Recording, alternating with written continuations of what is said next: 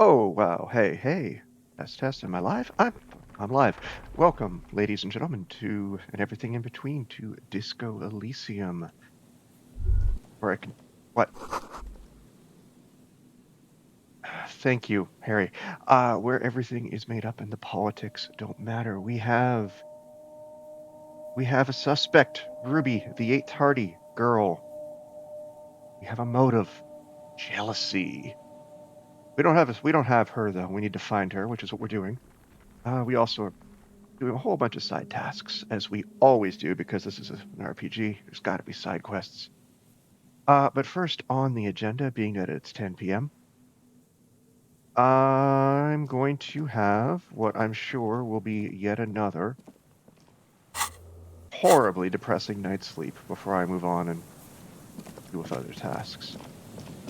Actually, no, I'm going to lie to Kim to get him to go away. Then I have to follow up with someone with Kim not there. Then I'll do that. That's my plan. And I'm sticking to it.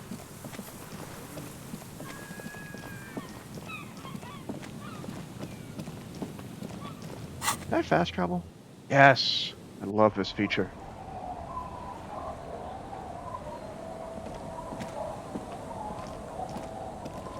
It's getting late and it's snowing. Time to call it a day. Good night, Kim. Good night, officer. We'll meet in front of the shack in the morning.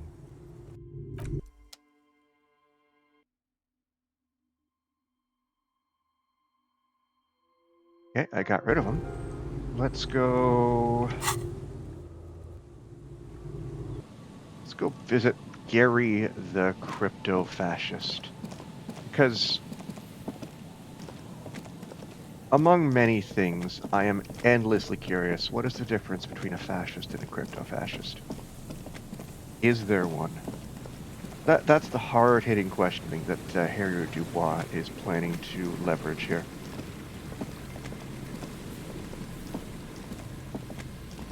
There we go.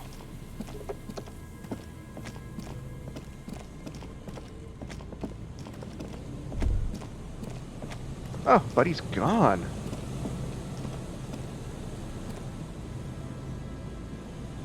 Good for him. Okay, well, he's gone. I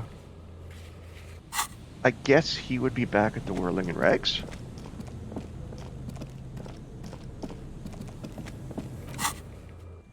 He says questioningly.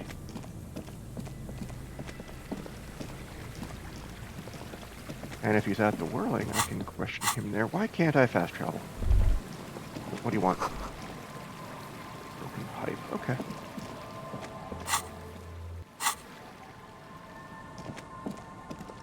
How far away do I need to get?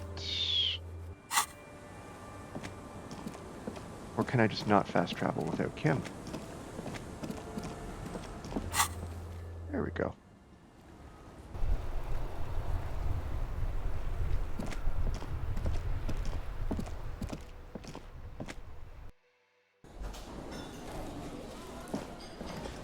Alright, if I was a crypto-fascist, where would I be?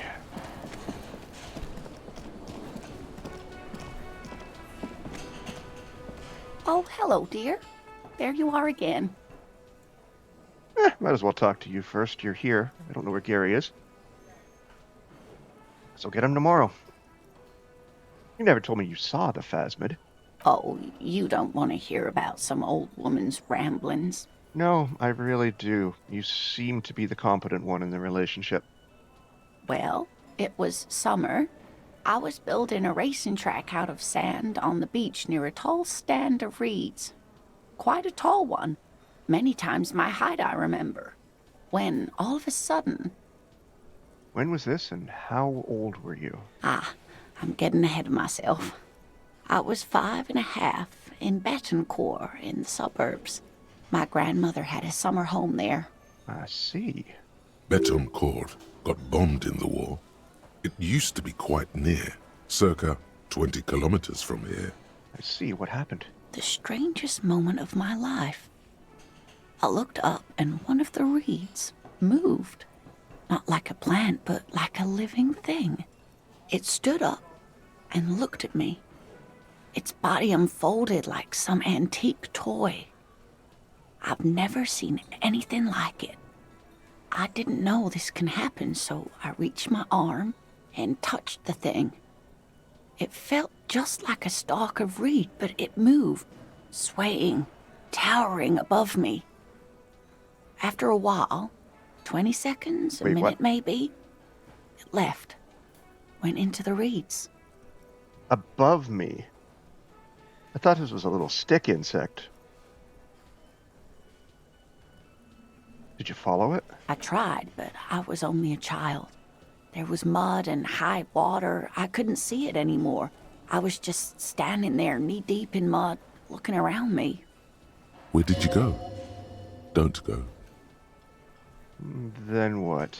I ran back home to my grandmother and asked her if reeds could walk, and told her they were looking at me. Of course, she just laughed at me, but I knew what I'd seen. For years, it was a story I told at parties when I wanted to impress boys, that sort of thing. Of course, most people just took it as a strange, amusing anecdote. So did I, honestly.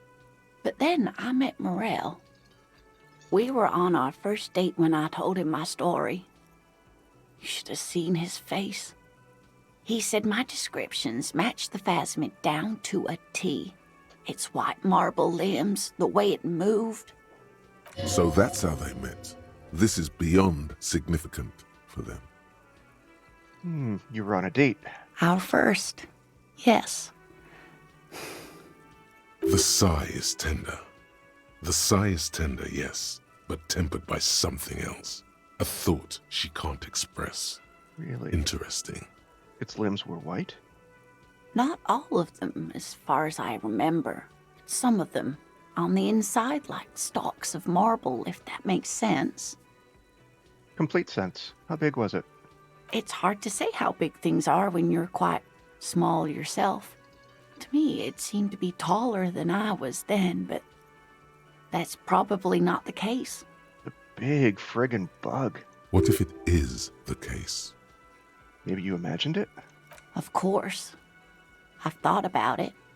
But Morel says my report matches with the others. And I'm sure I hadn't heard of the phasmid as a child. Nor had my mother or my grandmother. So how did I know what to imagine? It was only when I started telling my story as a teenager that boys would tell me, "Lena, you trying to tell us you saw the Insulindian phasmid out there in those reeds? Get out of here." They just give me a cider and ruffle my hair and tell me to stop dreaming. But I saw it. Never listen if someone tells you to stop dreaming. Thanks for sharing this with me. You're welcome, sweetie. I do appreciate the chance to relive it whenever I get one. It was just such an impossibly sunshiny day. So warm. And she could get up and walk right into the reeds on her own, into the mud, anywhere. I ran into your husband on the coast. Goodness, how is he? Did he say why he hasn't returned yet? Oh, he's fine, ma'am. As I suspected, he couldn't get back earlier because the water lock in the canal was broken. Now he's just finishing up some work. Oh, yes. That's my Morel. He's bound to catch a cold Oh, staying he out did there have for a so wicked long. cough. But I am so relieved to hear that he's okay. Thank you for putting an old woman's heart at ease, if even a little. You haven't, however. There are dangers out there. Our aging body's foul. Her heart won't rest until Morel is safely back with her. Your husband is some kind of scientist? Oh, yes. A zoologist. A cryptozoologist, to be more precise. And what is cryptozoology? It's really just a subfield of zoology, one specializing in animal species that are so exceedingly rare that many assume them to be extinct or even fictitious. Searching for such species called cryptids is difficult and often thankless, and frankly, many scientists are too lazy to do it. Universities these days are rarely interested in supporting real research. Real research, okay. The quality of research at Revacholian universities has been on the decline, but you doubt there was ever a time when cryptozoology was embraced by the academic elite. She's completely internalized her husband's struggles. They are her own. Maybe you could convince her to tell you about some cool cryptids? Sure. There's really no point in manipulating anyone. She'd be only too pleased to tell you about her work. Go on and ask. Hey, Lena, I'd like to hear about some of the cryptids you've studied. Could you just tell me about a couple of them? Oh, I'd be delighted. Truth be told, I could really use the company too. Oh, what's the biggest cryptid? That would be the giant of Kokonur. Oh, The giant lives in the most arid parts of the vast Kokonur Desert in South Samara, casting a strange light across the barren wastes. what do you mean, strange light? Mirage or psychogenous luminance. Good word, psychogenous. And just how big is it? No one knows for sure. It is like an awful mountain appearing from Oof. below the horizon and expanding to cover almost a third of your field of vision. That's quite large. Is it dangerous? The towering luminosity of Kokonur is a bad omen in local folklore. Some say it's a fata morgana, others, fate unimaginable. Okay. That's what makes it so peculiar. A species surviving at the very limits of scientific law. The giant of Kokonur must be the largest animal the planet can support. What the hell does it eat? If it's mountain-sized. There are limits, you see, to how large a metabolism an ecosystem can beget. Some say a gravity anomaly below the Kokonur Desert might allow the creature to grow to these gargantuan sizes. Great. This is great shit. You need more. I'm in. I am all in. Give me all of the cryptid stuff. Gravity anomaly? Digging it. Digging this parascientific stuff right here. What's the tiniest cryptid? Cryobacter catlensis. Cryobacter catlensis? Yes, a unicellular bacterium that was discovered in one of the northernmost points of Kotla on the Boreal Plateau by renowned geologist Caitlin Mijanou some 70 years ago. Is that a cryptid? What's so special about it? The bacterial colony Mijanou found had remained alive while frozen in ice for longer than anyone could reliably estimate. Certainly from before recorded history. Groovy. Mijanou disappeared shortly after injecting herself with the bacteria she had brought back to study. No doubt in hopes of prolonging her own life. Wait, she injected herself with it? That's something. Yes, the bacteria had survived in the ice since times immemorial. It is not hard to see where she could have gotten the idea. Immortal bacteria, immortal geologist. Wild. Wild, yes. Impossible? No. Although, everything has a price, sweetie. Ugh.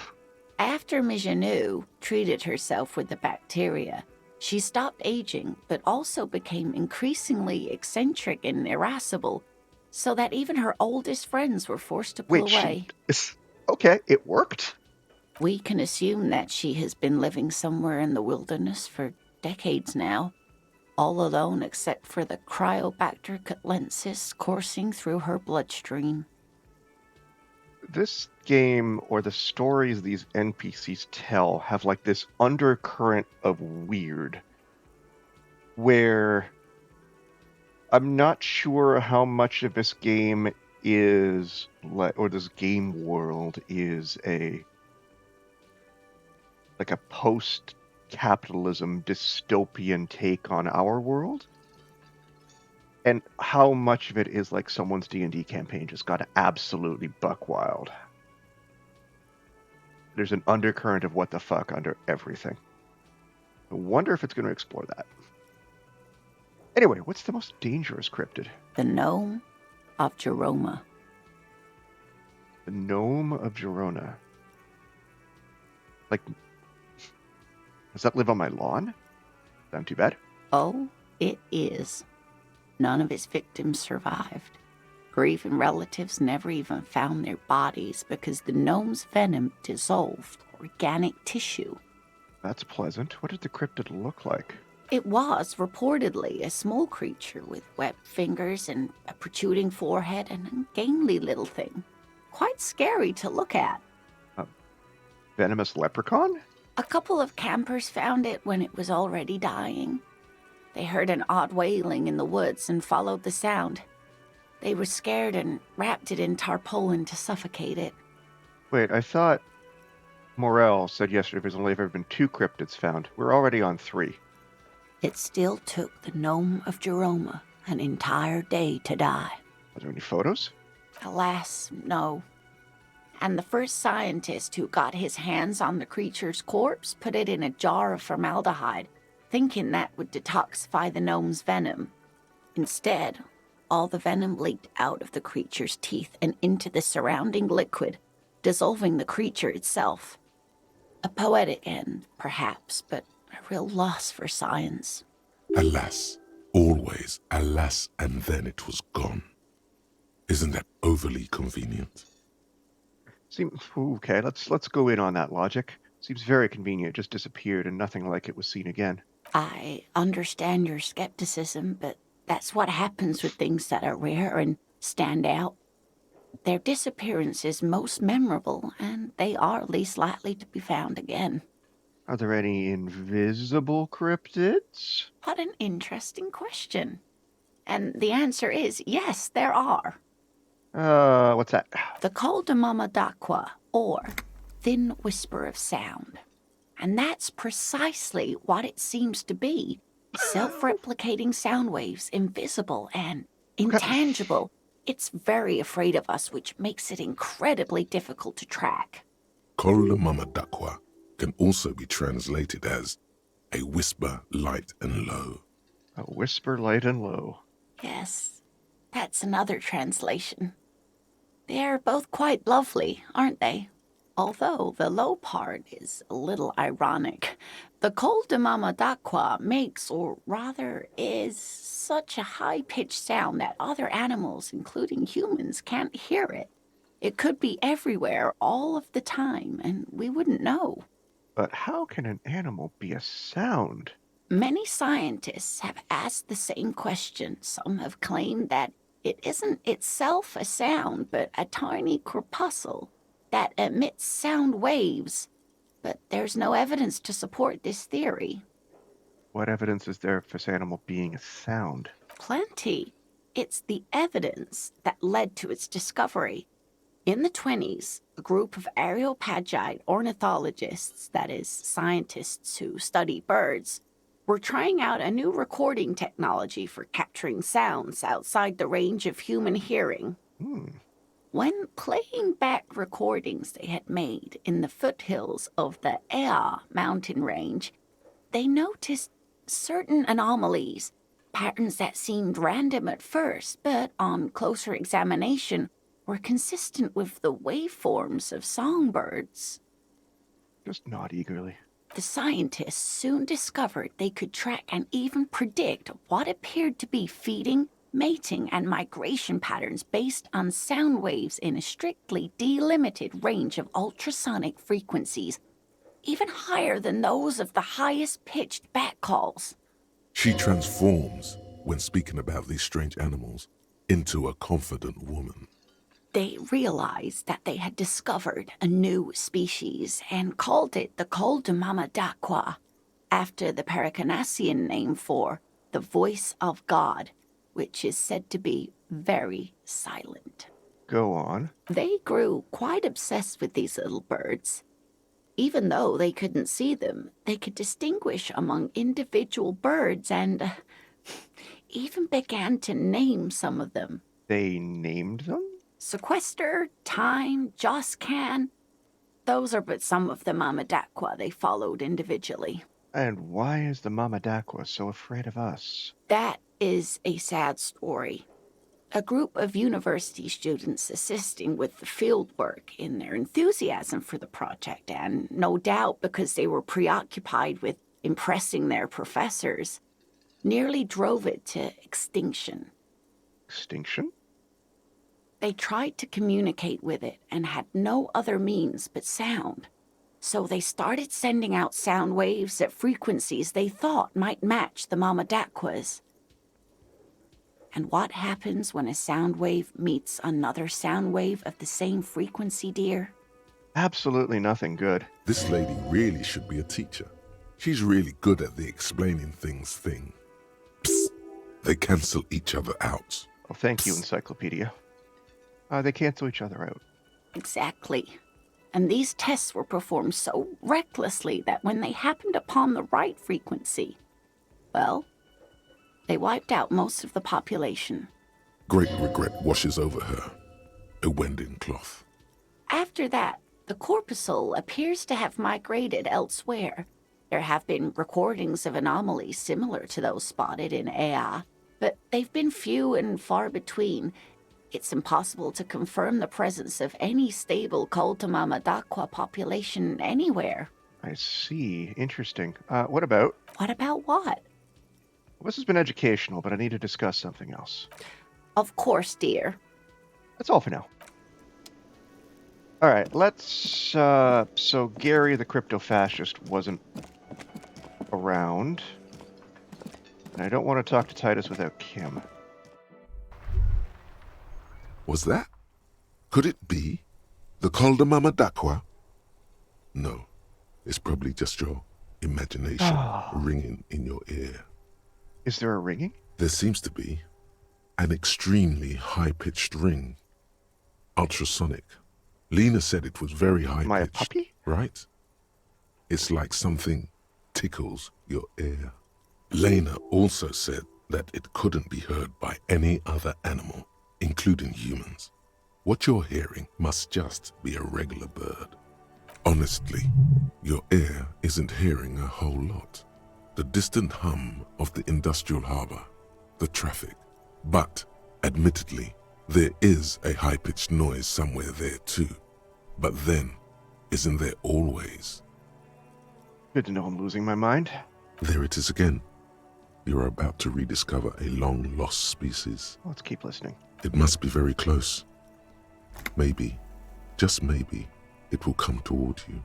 Keep still. It might perch on your shoulder. We're to hold very still. Oh no. The sound. It's moving away. Somewhere over there. Go after it. No. Too late. It's gone.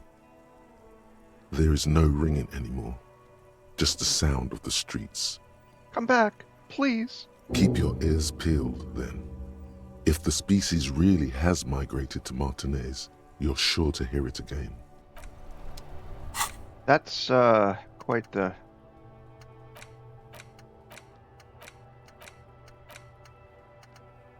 I want this one, but I need a skill point to get it, and I don't know what Hardy's going to need for his next one.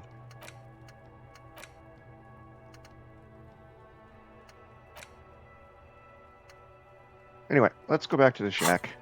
Let's get some sleep, and let's see what kind of horribly depressing dreams I have.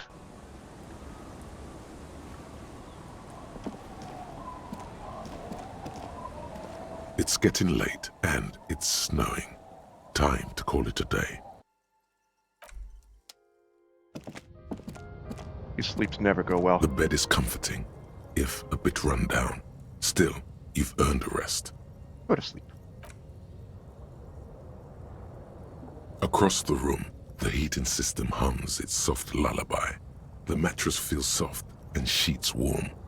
It only takes you moments for the world to fall away. Thoughts, baby. Oh boy. A million little lights in the dark. You're one fine instrument, brother. All those faces and all those names. All that laughter and screaming and scheming around.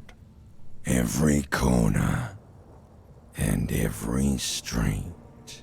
Hi, ancient reptilian brain. I haven't missed you. Recorded in you forever on Faraday. Spinning in eternity. On and on it goes, for untold hours. At the disco where you first asked her to dance. Rising, rising, above the dark curvature, the great wingspan of sleep, studded with stars. Behold, there are millions of them down there. The first time, the last time, the smoke in her mouth, the plotted flowers, the faces turning, changing. What is it? It's the world, Harry boy, and you're made of it. Every day you're out there, you make more of yourself from it. I'm afraid you can't be unmade now. You can never forget this shit. The rain, the snow, I don't want to. It's beautiful. Beautiful. It's stuck on loop, whirling, spitting out words and images. You're the son of the world again. Harrister, a ceaseless agent. Picking up litter and old newspapers, collecting your little bubblegum wrappers and idiotic picture postcards. Meaningless, meaningless keepsakes. Reading your awful letters and recalling things, aren't you? The endless names of the world. An address book you are. The map of a city. That's right. I am an agent of the world. You'll go insane if you keep going like this. One more day, and you'll be in the loony bin. I just know you will. And for what, brother man? For the working class. For the money, baby. Am I getting support from the other parts of my brain? For the greater good. Solving your little crossword puzzles. Doing your tasks. Crossing names off lists. Trying to become some sort of world detector. It won't make it okay. It won't put smoke back in her mouth. That's a fucked up comment. We're making progress. Measured, steady progress. There he goes again. He's a real political animal, our Harry. He still doesn't see that it's the world changing around him. He's got no idea what he's in for. Why? 'Cause only love can break your heart. I'm gonna feel the pillow under my cheek. Beep, beep, beep. The alarm is ringing, Harry. The disco circus goes on and on. You barely slept 3 hours last night. Do it for the picture puzzle. Put it all together. Solve the world. One conversation at a time. I will do that, Logic. Thank you.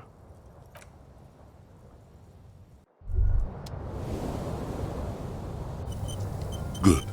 You're up. Listen, there's something that's been bothering you for a few days now. What is it?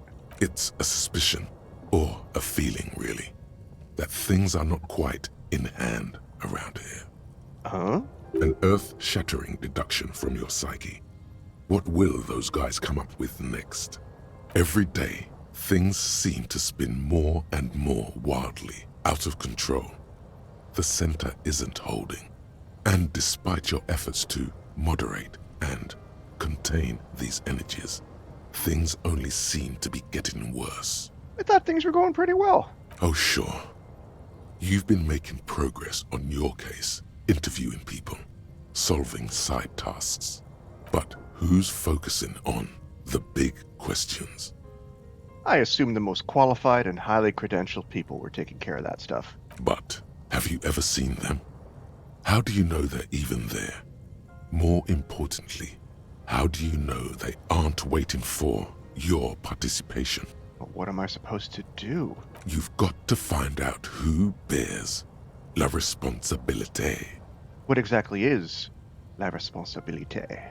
The most awesome, terrible thing. That's true. It is human nature to crave la responsabilité and to deny it. That's why it must be distributed across many different organizations, agencies, offices, and portfolios. I thought I was assigning responsibility for a murder. Harry, you're thinking about this too narrowly.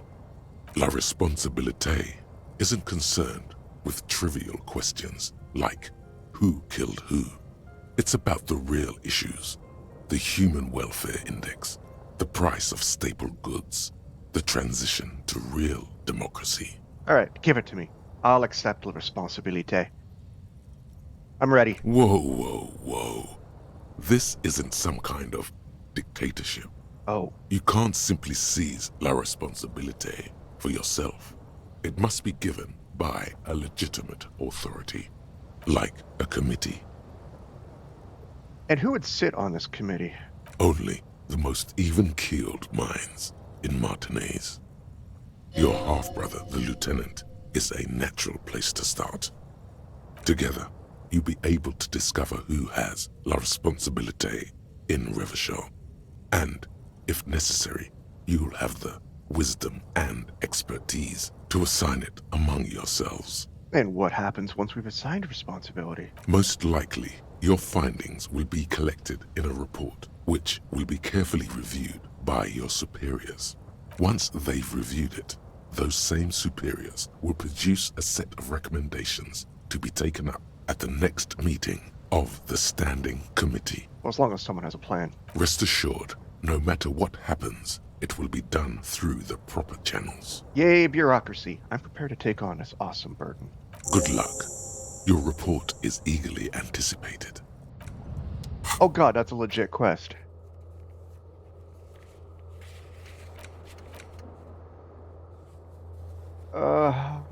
Alright, let's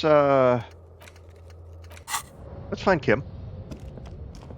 What is this? On the table, you see a bowl of water, Oh no. a rough soap, and next to No, I'm not. I've already decided. I am not shaving. Shaving is a terrible idea. Hi, Kim. Good hiding spot for you. Yes? Good morning. Alright, let's take care of business here. Let's go and mail off the letter. The dented yellow mailbox greets you with its graffito and bullet holes in the front. Let's drop the white envelope in there. You drop the white envelope in the darkness. It lands with a soft thud on what sounds like a couple of letters. About a week's worth of mail as collected in there. They'll empty this very soon. Probably did the right thing. You can't trust that slug Everard. You know he's going to play you somehow. I did. I got 2 signatures. All right, let's go back to Everard. If we don't mention anything to him, he won't know before it's too late. I got 2 signatures, but okay. Let's play with Everard.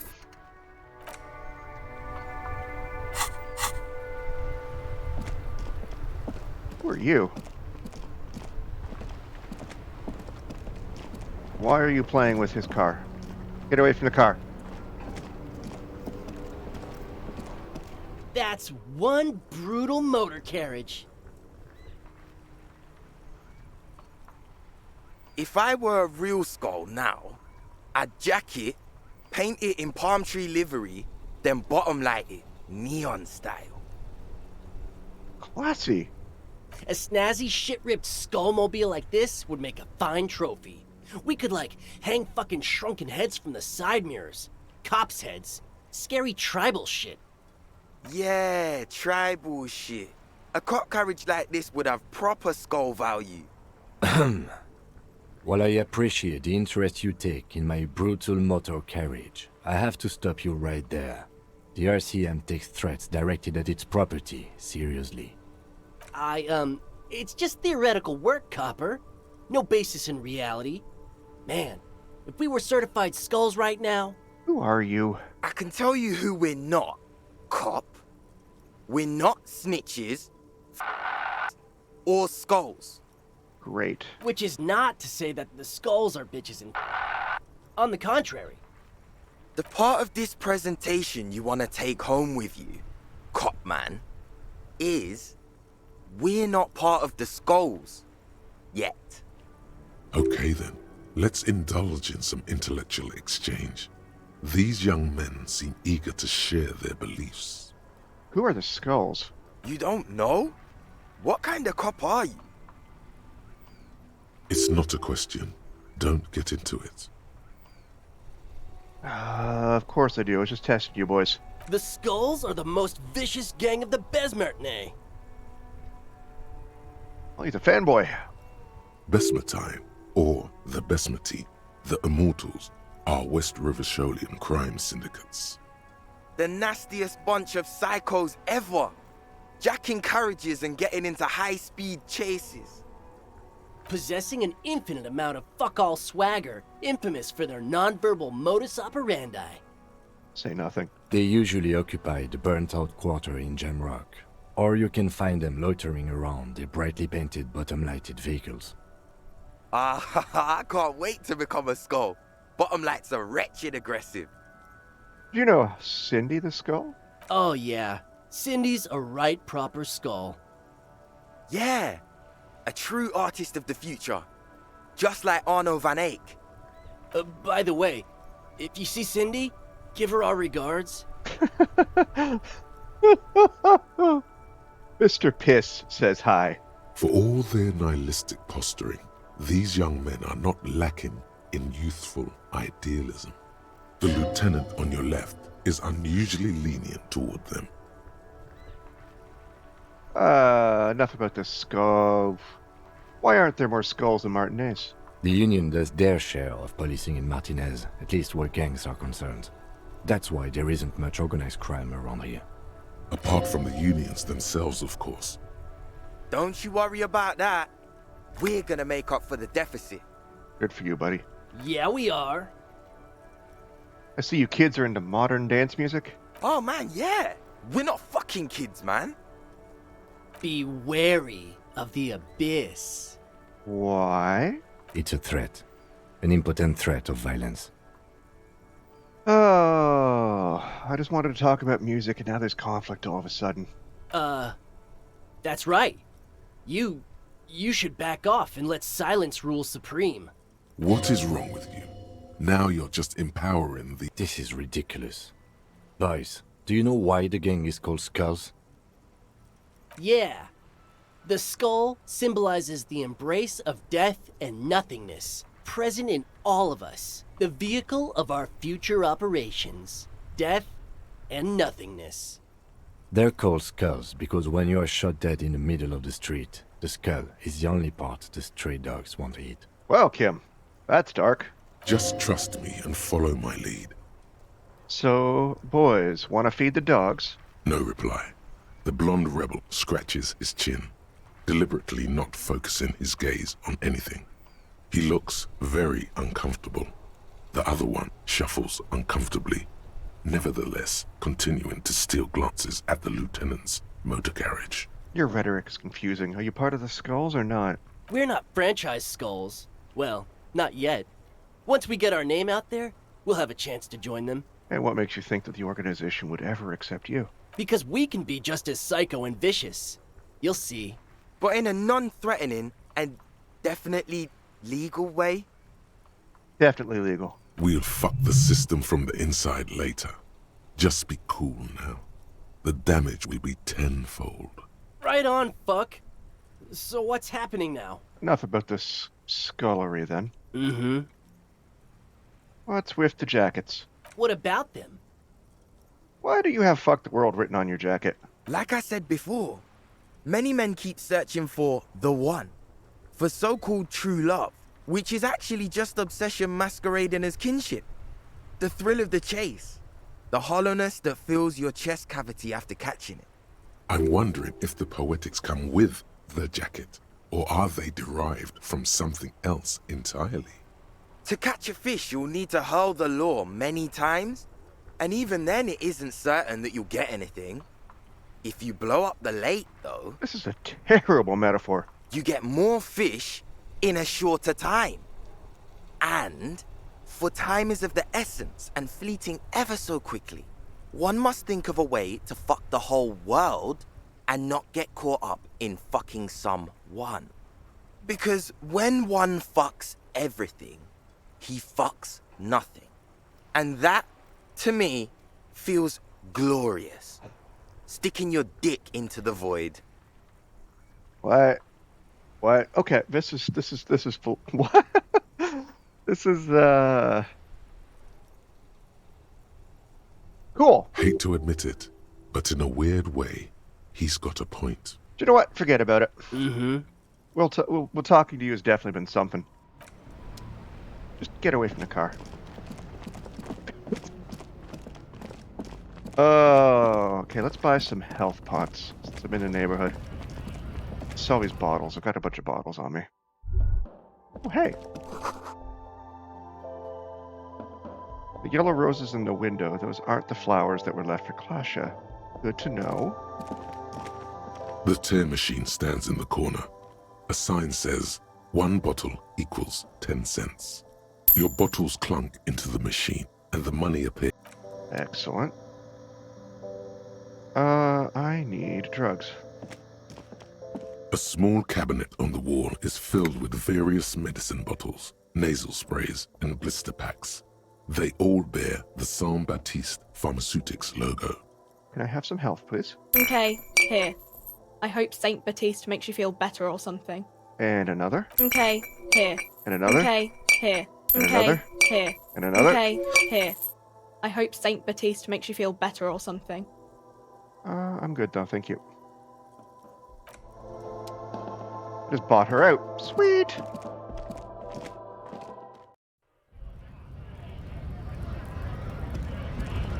Okay, Everett. Give me my gun.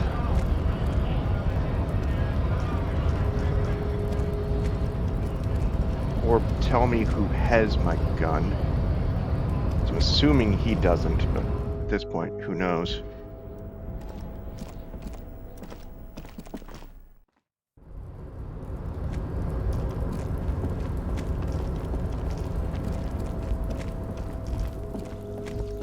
It's too far. Didn't want to go that way. It's this way.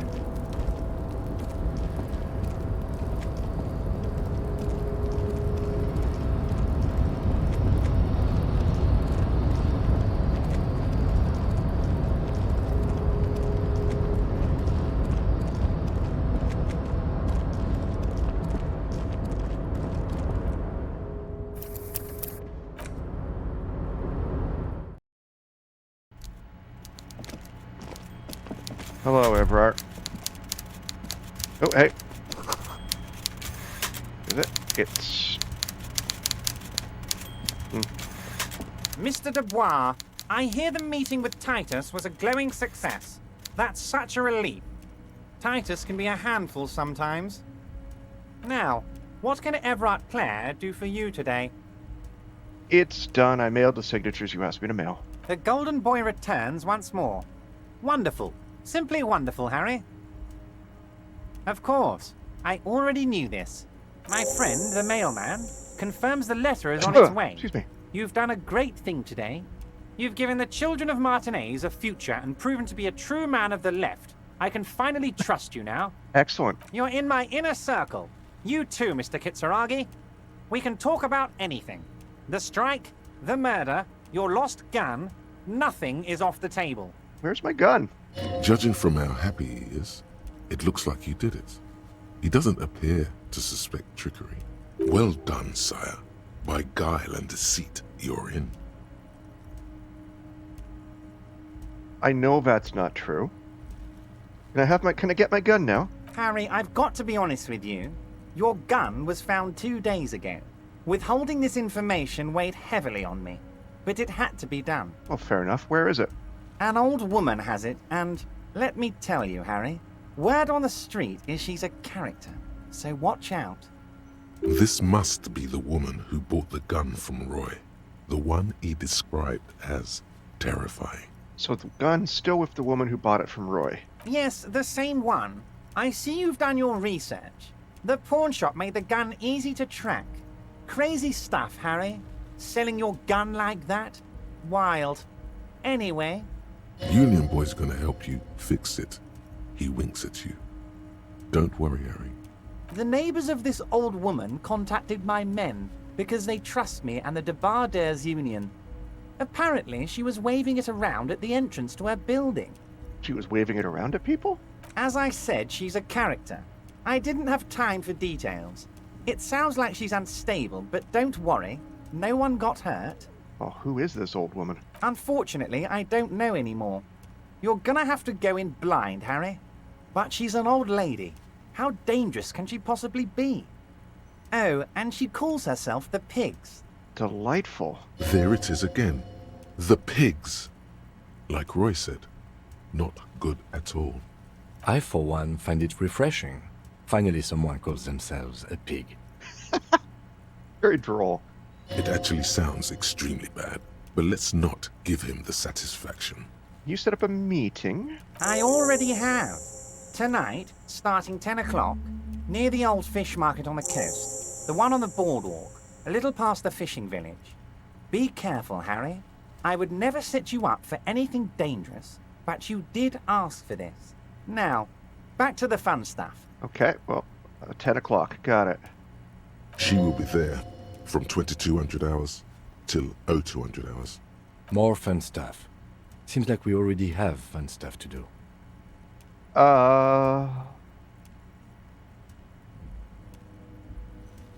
Fuck it. Order it. You know my men didn't kill him. They told you. It was a happy accident. You know how it is. No one takes the initiative. If I wanted him dead, I would have had to do it myself. And I'm too fat for that. Okay, another question. I'm listening, Harry. Who killed the hanged man? No idea. Could have been his own mother for all I know. If you ever find the guy, give him a big fat kiss from Everard Clare. Couldn't have done it without him. He really doesn't know. A guy, huh? How do you know it's a guy? I don't. I told you it could have been his own mother. I'm pretty sure it wasn't anyone from the Union. Maybe it was the mob. Or maybe he killed himself because he was a closet socialist. Truth is, I simply don't know.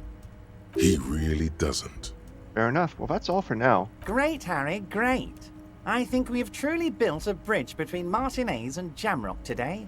We have united the RCM and the Debarders Union. This has been so great. I'm sorry we don't have more fun things to do together, but if you ever feel like bouncing something off me, my door is always open. Well, I'm gonna leave now, but we might talk again later, bud. Okay, I got away with that. That's lovely.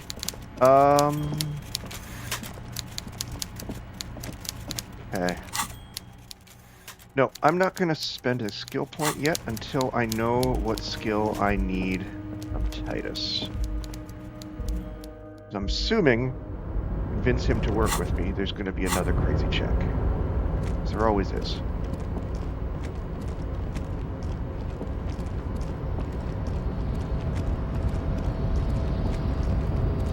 And I can't fast travel because I'm technically already in the same area.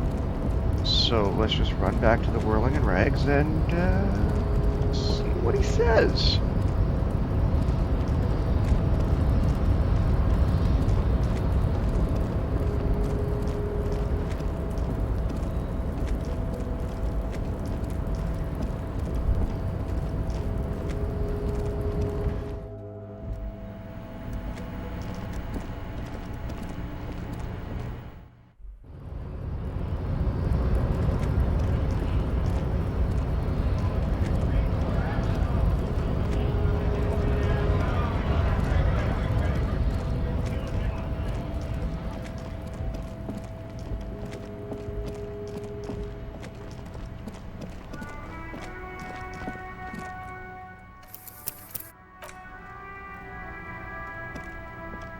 hope that audio is not enough to get me muted again. That would be delightful. Titus? It's you again. What is it?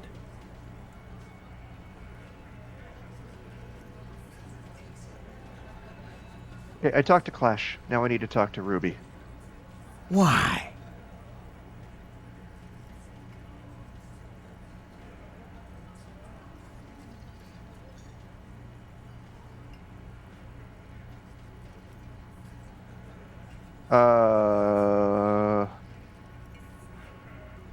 I'm going to level with you. She's the next link in the chain that leads me to Lily's killer. Sounds like you're making her a suspect in this.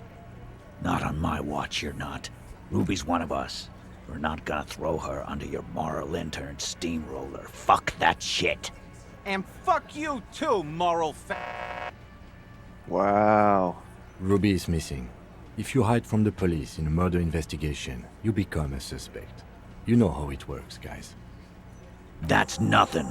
That's just legalese. You don't even have a sound theory.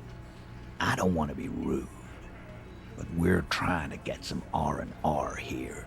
Think you could fuck off now? I think we'll keep sticking around, Titus. You'll be surprised at how quickly a theory presents itself if you keep looking. From the corner of your eye, you see a little bird fly into the bush, right behind the window, behind Titus's back. Logic. Impossible. Okay. Throw another point in logic.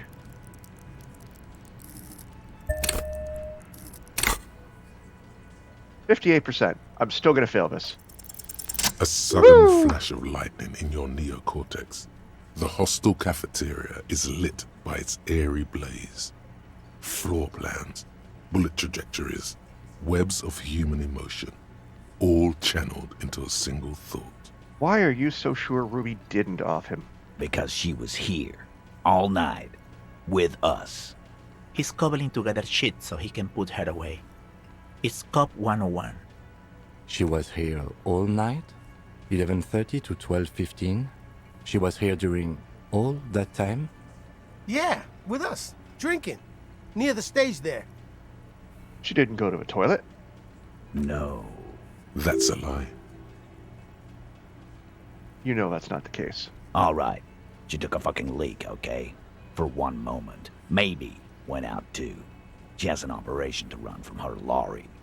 We're not getting into what that operation is again, Cop. That's probably for the best. Don't break your stride now.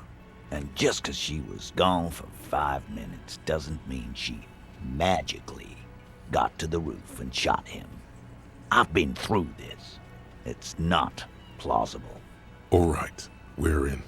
We got Ruby unaccounted for sometime during the window. This was crucial. Now let's place her on that roof. You got his attention. Now don't ruin it by making weird claims.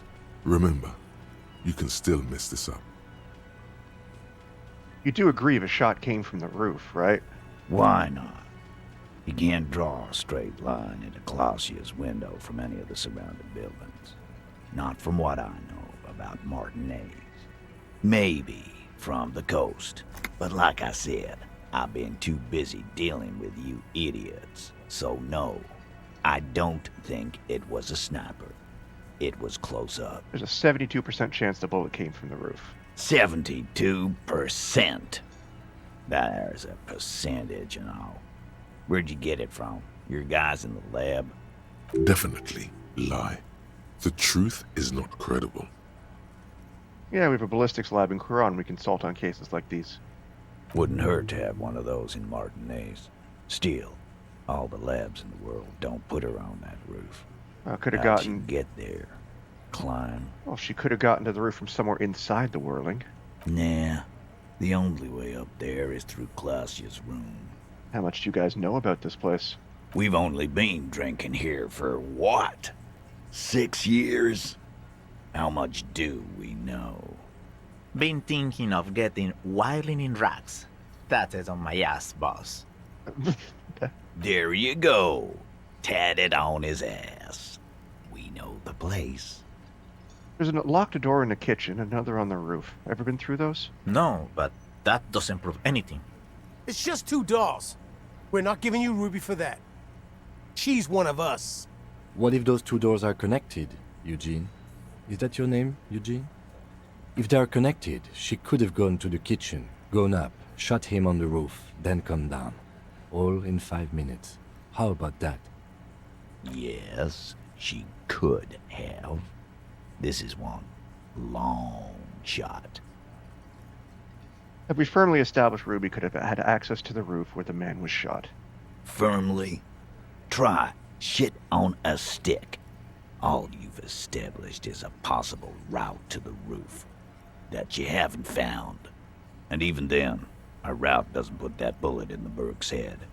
A gun does that, and Ruby doesn't carry one. Phase 2. Murder weapon. Get a gun in her hand. Oh boy. If not that, then at least a shadow of a doubt. In the shape of a gun. Just don't contradict yourself. If it doesn't sound like Ruby did it, maybe keep it to yourself. I've already established I've already established Ruby's running guns. She could have smuggled, running drugs. She could have smuggled guns too. God damn. That's just about your favorite topic, isn't it? Every fucking 5 seconds. Oh yeah. You were warned not to bring it up. Your best shot here is to just back out of it. Fine, Titus. I'm not getting into it if it touches your precious business. Okay, cop. She's got connections. I could see how she could have access to a gun. That still doesn't mean she did. That's all you needed. Doubt. I didn't say I'd prove she had the murder weapon, just that we need to find her. All right, cop. Keep talking. I'll tell you when I've had enough. Pete, we're not seriously considering it, are we? Ruby wouldn't do this. Why would she do something like this? Phase 3. Motive. The last component. The big one. Get this and they'll give her to you. Remember, don't piss him off. That never works.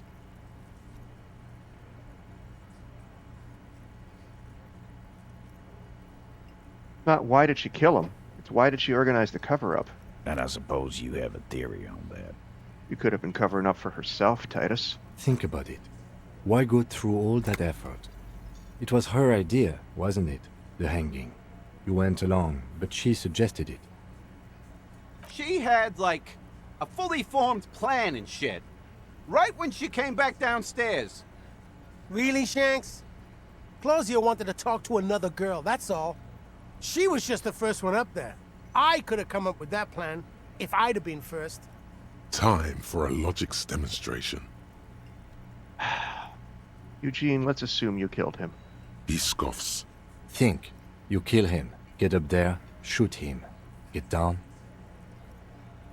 Would you prefer to go on trial with your friends as part of a lynch mob or alone for committing murder? The man is silent. If she used us to cover her own shit up, well, that's a serious violation of the Hardy Code, boss. Which is why she didn't. She would never do that. Why aren't more of you defending her? This is fucking stupid, Titus. Glenn, I thought the same thing when she skipped town and left us in this shit. Oh, she skipped town. Okay.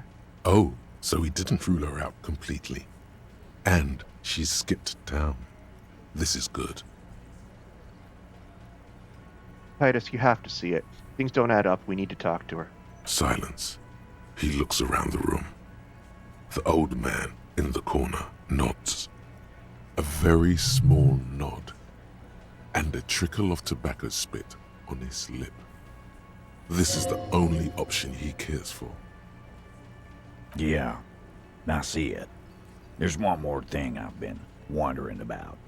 Ever since you asked me where she is. Add it to your list of suspicions, if you want. I don't know. I don't know where she went. She just got up and left. Got real scared, too. Wouldn't tell me where. However hard I asked. Want to know why? Why? She was afraid I would tell you. Maybe she was right. By now, I probably would. She knew there's evidence on her, and she knew we'd find it. This is typical suspect behavior, why fleeing is always incriminatory. Perhaps. Ask her if you find her. It won't be easy, though. She made sure of that. When did she leave? Friday afternoon, when you first arrived. I got word the RCM was in town. Then she came in to see me. Told me she was leaving. That's when we had our little conversation. Oh, do you know what she was scared of? I told you. You. As in the RCM? No, you. As in the cop with the sideburns and the disco clothes.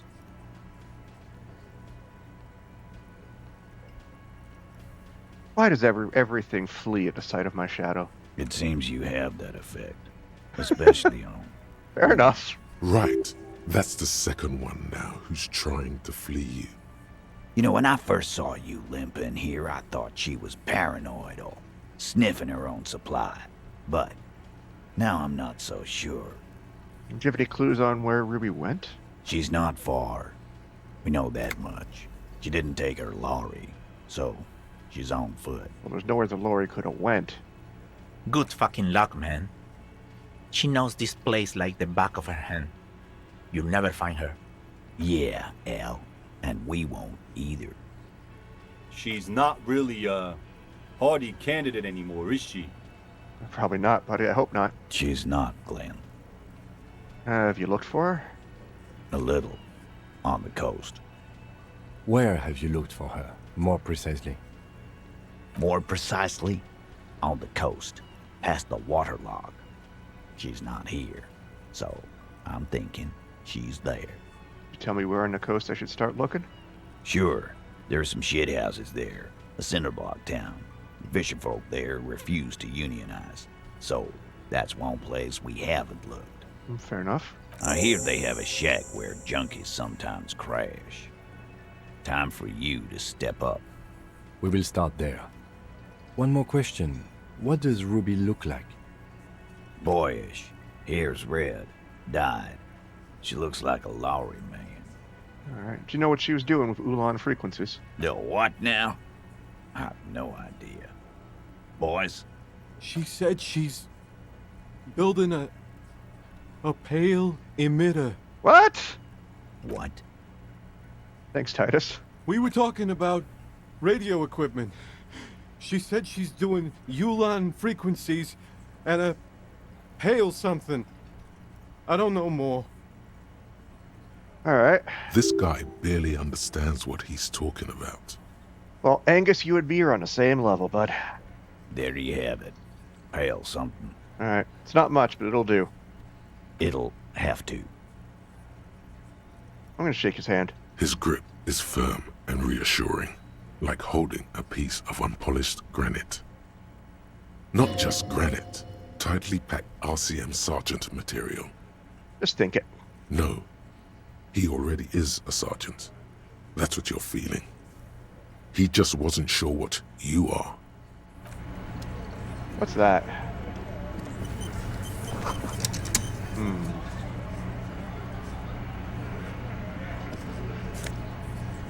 Yeah, I'm gonna take your cash. Is there anything else in here? Behind the dockworkers, a ceiling-height window. The hawthorn branches scrape the glass like bony fingers. You see 2, maybe 3 bushes grown into a single thicket over a period of circa 50 years. It takes time for a hedge like that to form. I'm a squint. There's a little slide panel up there to let some air in. No need to open it in spring. It's still too cold outside. One can't see into the union box from the yard outside. That hawthorn is too thick. Nothing. Just black tangles like the hair of an old woman. Motionless.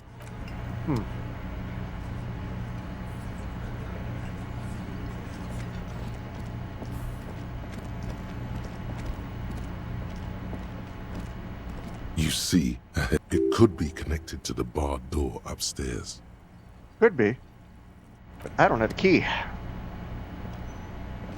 Alright.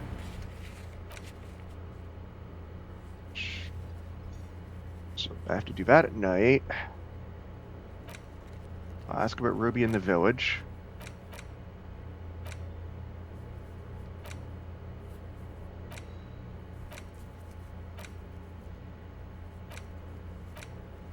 I never did find Gary. Which is a shame, but that's okay. I did not level up. So, let's go...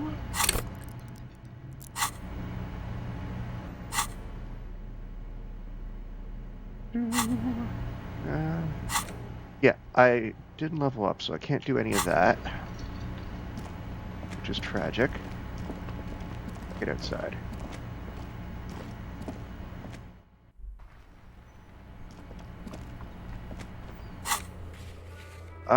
Let's go ask about Ruby.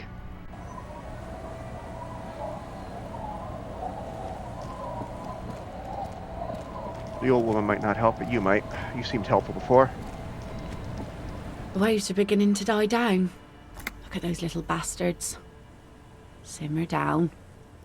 Simmer down, bastards.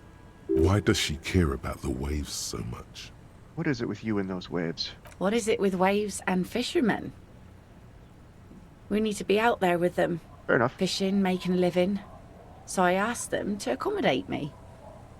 But until that happens, I can try to assist you the best I can. So, what will it be, officer? Yeah, I'm not... No, you don't need a drunk in your life. I'm looking for someone else, actually. Oh? Who? Looking for a suspect who might have stayed in this neighborhood. Okay. When did this person stay here? Very recently, over the past few days. Might have arrived on Friday. Oh. I've been out on the sea for most of the past week.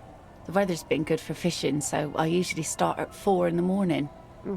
Yes, that's the optimal time. Got to make the most of the calm.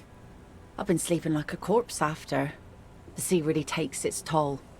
Now I'm just waiting for the wind to settle to get out there again. Sorry I couldn't help you out. Maybe I can help you find someone else. That's it. Well, how can I assist you then, officer? Be seeing you. What's in here? Ooh.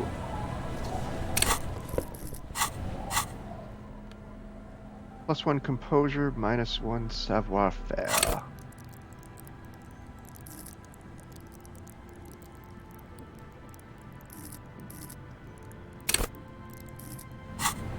What does savoir-faire do? Yeah, I'm gonna use those.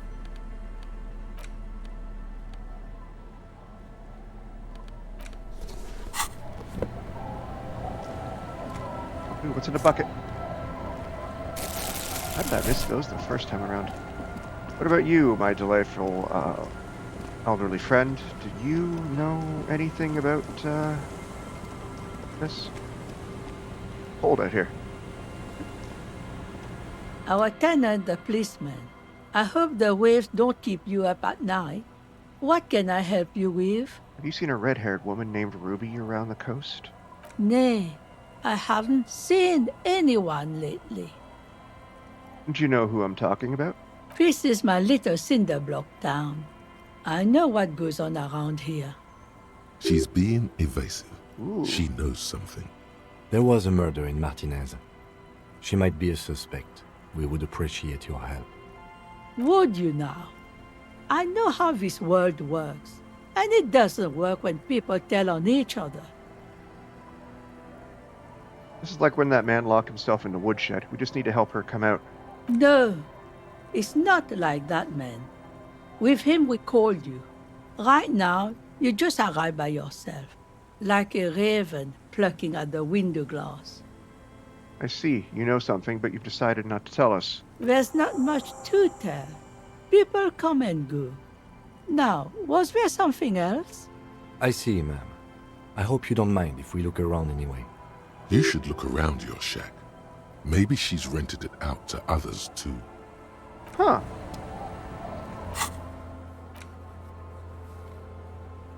Yeah, let's take a look around.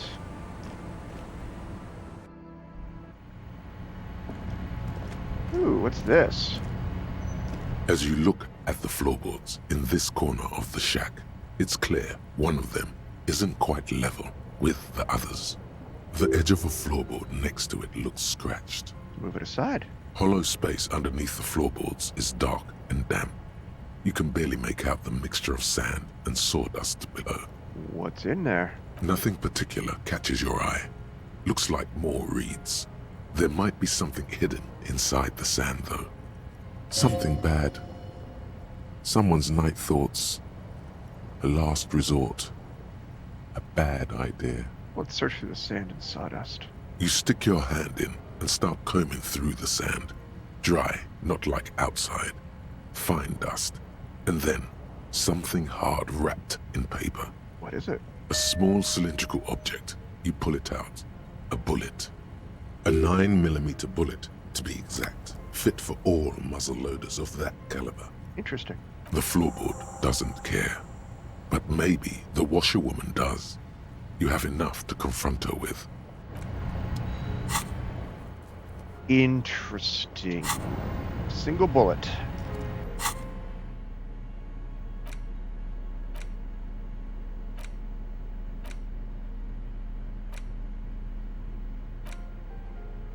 It is not appearing in my inventory.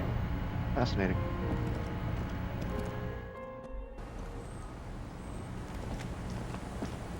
You tell me something now? Our tenant, the policeman. I hope the waves don't keep you up at night.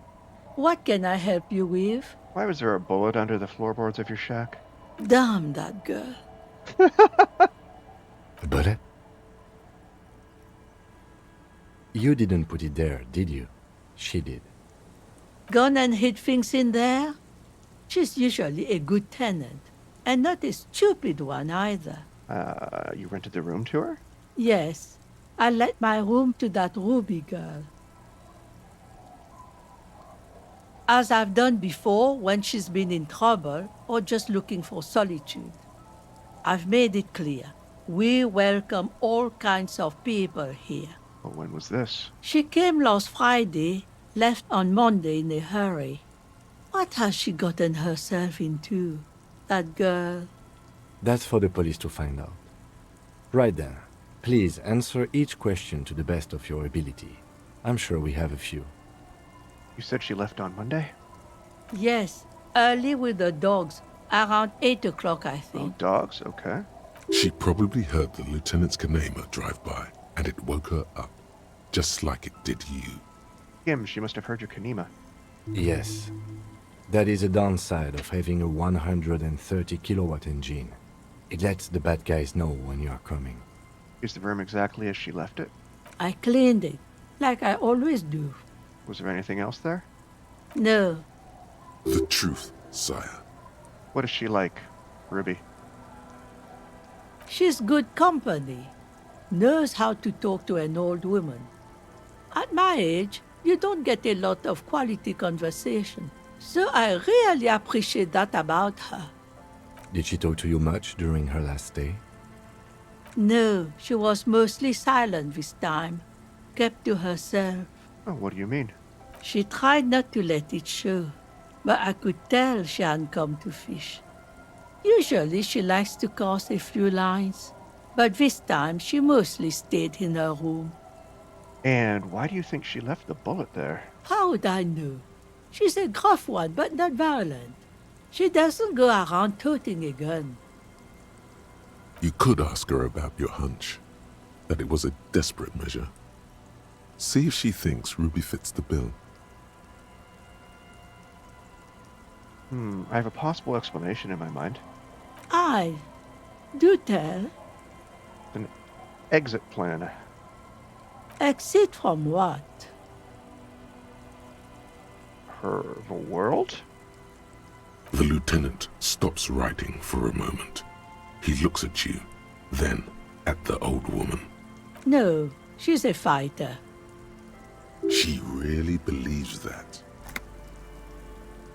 Did she have any technical equipment with her, like radio stuff? Not that I know of. though she was into nice music. She once showed me a few mixtape milieux she'd made. Okay, so Although I guess she was pretty handy with the mechanical and technical stuff. Even fixed the heater in the shack. You should be thankful for that. heard she was a... Where did I hear that? I didn't. Where did she go? I don't know. Further up the coast. She tried to leave quietly, but the hinges on that door screeched like a cat in heat. Woke me up. I heard her rushing in those heavy boots, heading up north. It's a peninsula. She might be trapped.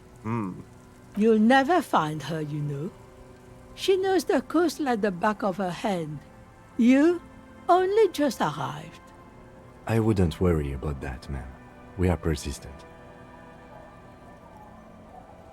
Further up the coast we go then. Are you sure you'd rather stay here? Get a nice cozy fire going in the heater?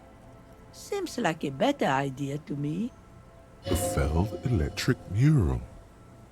You feel like you should go look at it again. Step closer this time. I'm off. One thing, officer. If you do find her, please go easy on her. She really means it. It's an honest plea. She's a good girl. Whatever she's gotten herself mixed up in. Okay.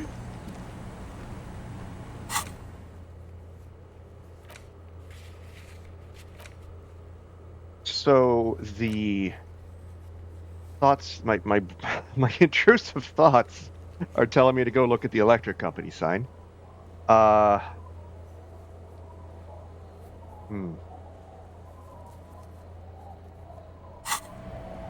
Let's get the trap when I'm here.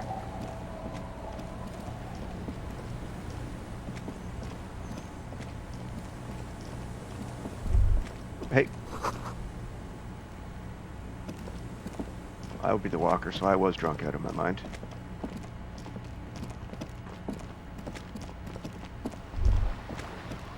Nope, nothing there. There's the trap.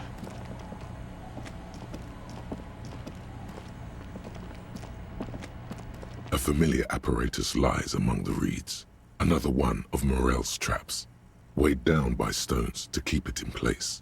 Look around. The reeds bend forlornly toward the sand. Some tufts have been crushed. Snow covers the broken stalks like a shroud. In the east, the city center hums to you. The constant, distant song, louder on this part of the coast, nearer somehow. And there's that cold again. Always the cold. Let's reach for the trap. This trap is also full of panicked locusts.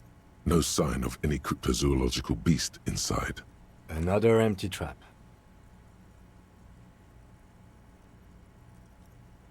Say nothing, just put the trap down. Neither does the lieutenant. He just raises his collar. It's cold out, as always.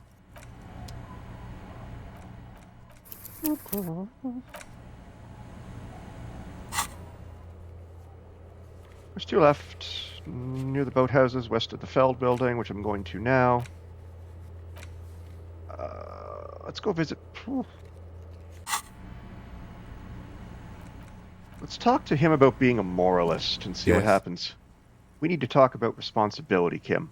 I'm glad to hear it, Detective. I was wondering when we'd get to this very subject. What do you mean? If you ask me, it's high time for you to set aside these frivolous side tasks and focus 100% of your energies on the case before us. Kim, I can never turn down side quests. No, I mean like la responsabilité, you know, the kind that gets assigned. Why are you pronouncing it like that gentleman from the Institute of Price Stabilité? You know what? Forget it. What specifically are you trying to assign responsibility for? For this whole situation. Now I understand. Next, I suppose you're going to tell me you need to form a committee to assign this responsibility? How did you know? Simple. Because moral intern types love to form committees. In any event, I am just a humble law official. I may work under the moral intern's umbrella, but I'm certainly not qualified to serve on any committee. Oh, good to know. You know who might be, though? That Mr. Villedroit, the gentleman you met in the young man's apartment. If I were trying to get in touch with the Coalition, I would start by seeking him out. But first you might need to speak with his young companion. Now, was there anything else? That's all.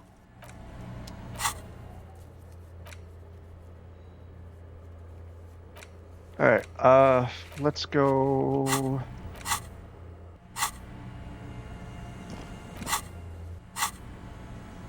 The times when fast travel will work and when it aren't are incredibly inconsistent.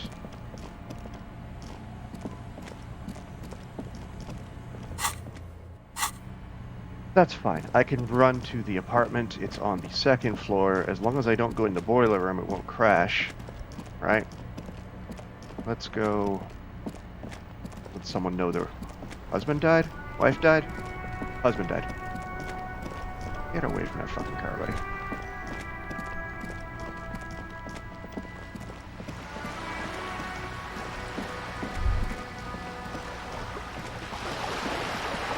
What's a pail?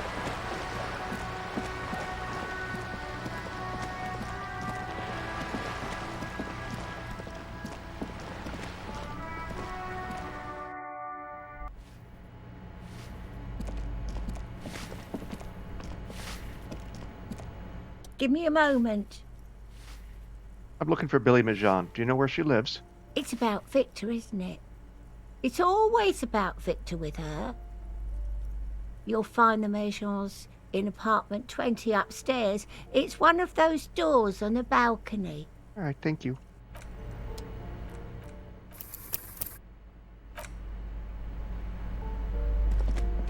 On this balcony, maybe? Is that apartment 20?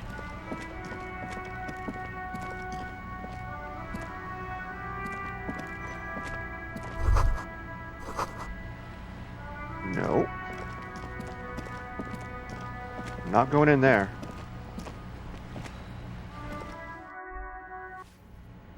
It's the other balcony. Oh, did I loot this? Was there additional loot here that I didn't get?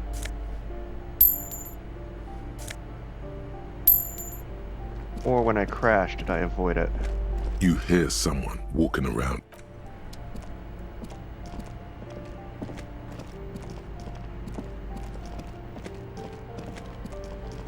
Or it's just, do I get additional loot as my perception improves? +1 logic, -1 authority. Flip up glasses, the auditor. Okay.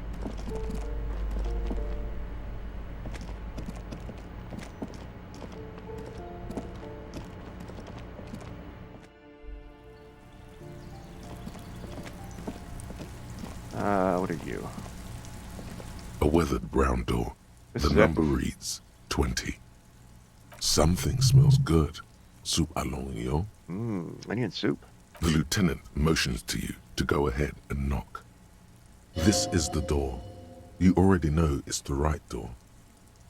This is going to be so hard. Hold on, Kim. We should discuss this before we move on. What should we expect? You're right. Let's talk this through. You hear some light footsteps and what appears to be a daily weather forecast playing on the radio. We have our first preliminary identification. In all likelihood, the deceased is the husband of Billy Majan.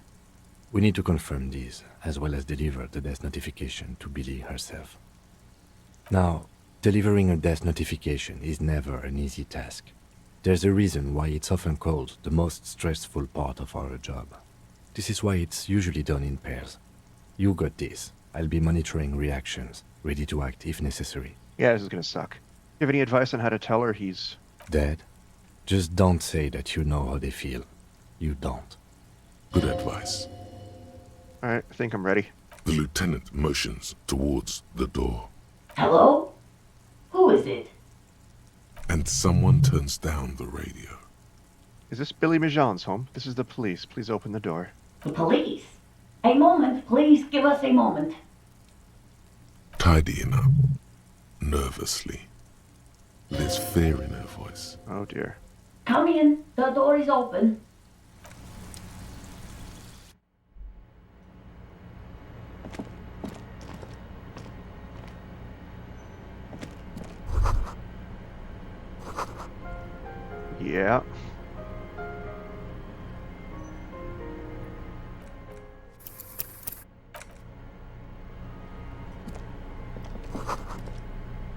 Humanitarian aid macaronis.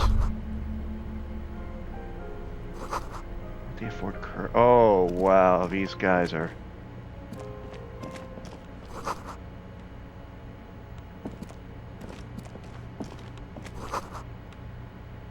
Oh, they have a kid.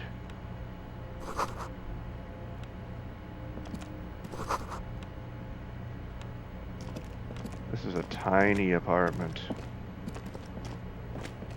It's you from the book stand. I don't think I introduced myself properly. I'm Billy. Would you like something to drink?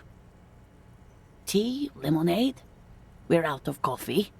The lieutenant has taken off his foggy glasses and is busy cleaning them in his handkerchief for now. You're on your own here. Condensation from stepping inside. He must feel vulnerable without his glasses. Is this why he's letting you take the lead? Thanks, but I'm all right. Is this about Victor, my husband? Is he in some kind of trouble again? I can come pick him up in the station if that's what. No, this is something much worse. Is he in the hospital? How bad is it? How about some small talk before you break the news?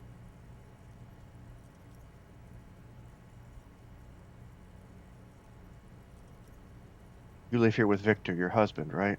It's me, Victor, and the kids here. We have 2 daughters, Jenny and Jolie. How old are your daughters? Jolie is 16 and Jenny is turning 18 next month. And where is everybody? I don't see anyone home. The girls are staying at their friend's place tonight. And Victor is... out. Out? He has a problem with drinking.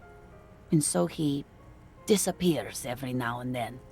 He's probably in the parks drinking with his friends. I sent him to the library a few days ago, but I guess something came up.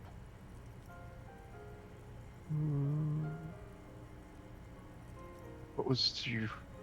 Did you make it to the library? No, I guess I'll find out when he decides to come back home. It shouldn't be long from now. He's never gone for more than a few days. What was the name of the library? Oh, it's in Jamrock. The one at Mayrow Street. I don't know the official name. Central Jamrock Public Library? I think, yes, if that's the one on Mayrow. It is. What was he supposed to do there? Just to return a book of mine. Why? Why all those questions, Detective? Did he... Do something? Break something? It's a fool's hope. What was the name of the book? I think it was, Thibaut's The Glinting Curve. It was pretty good. Do you remember what he was wearing when you last saw him? His old leather jacket. Can you describe it? It's just your average brown leather jacket, but he bought it as a teenager, so... No distinctive features? No, well, the lining is hand-sewn. It's blue. I tried to make the thing more weatherproof since he's running around with it in the middle of winter. Something else I have to tell you. She folds her hands across her chest.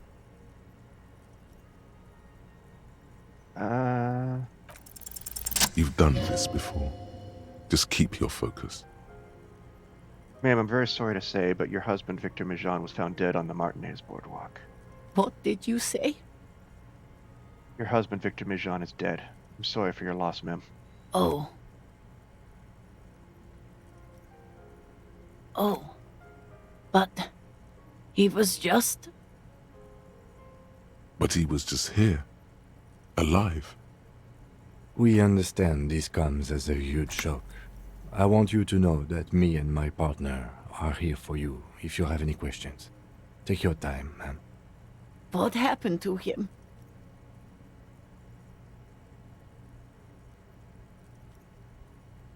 It was an accident. He fell through a hole in the boardwalk and hit his head. Was he drunk? Alcohol may have played a role, yes. I see. And you just found him there, lying in the cold. How long had he been there? If you say 2 days maybe, it will be etched in her mind forever. Hard to say. She blinks, eyes welling up with tears, as her hand starts searching for something from the pockets of her dress. The handkerchief. Just give her Lieutenant's handkerchief. A small, terrified smile quivers on her face as she takes the handkerchief and wipes away the tears. She looks disoriented. Is there anyone we could call for you? A friend, a family member, someone who could be here for you? No, no. I just need to tell my girls. God, should I call them? Should I tell them to come home? No. A day. No, take a day to recover. You'll be better prepared when they come home tomorrow. Good. That's probably the right thing. Thank you. Just tell me, what do I need to do next? Where is he? Can I see him? We've taken him to the city morgue. The local coroner will be contacting you shortly to arrange the funeral. Here's his number in case you want to contact him earlier. A very good call. Is there anything else that the RCM could do for you? No, I'll call you if something comes up. I'm still... Thank you. Thank you for telling me. I'll call if... I'm very sorry, ma'am. We should step outside and talk.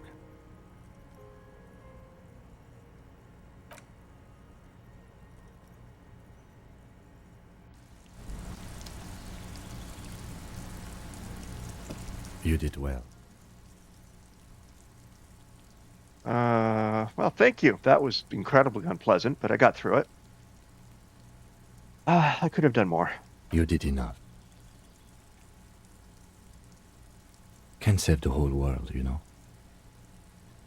Can't bring the dead back. What now? I'll call the station when we're finished with the day, and let them know the name of the deceased. That's it? That's it. We should get back to our case now that our duty here is done. Well, what about Billy and the kids? They'll manage. They have to.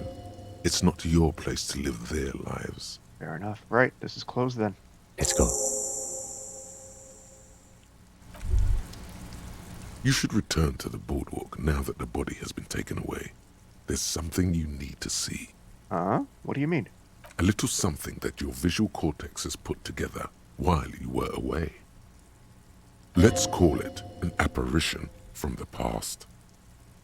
Oh no, it's one of those show, don't tell things, isn't it?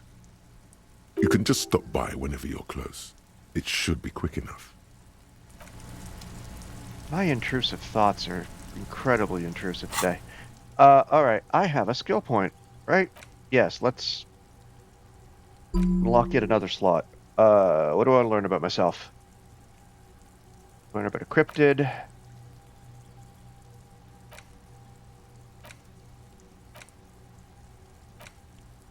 Glad I didn't pick that one. Date of birth generator.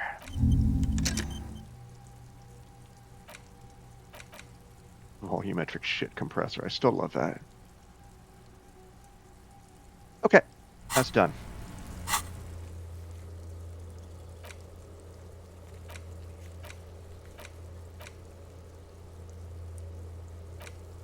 That is all done. Still have some stuff to do. The coast for signs.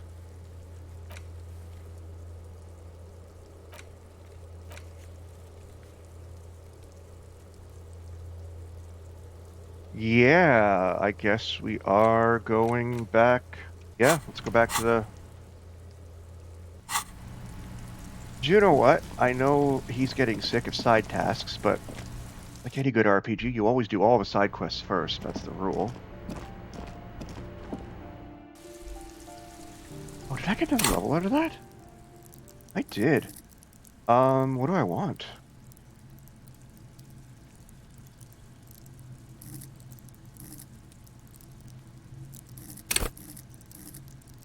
Oh, no, I didn't.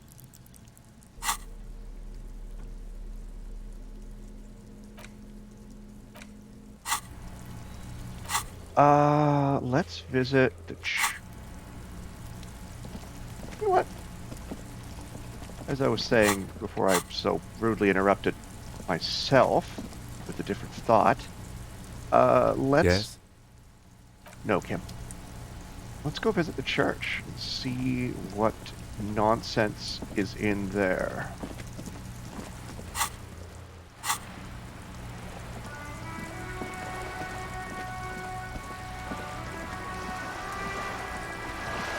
I only fast travel from places I can fast travel to. Is that how this works?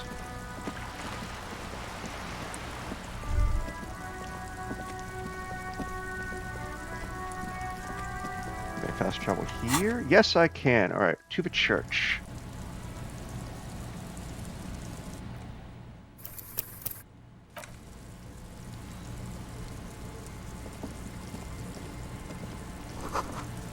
Any pews are missing.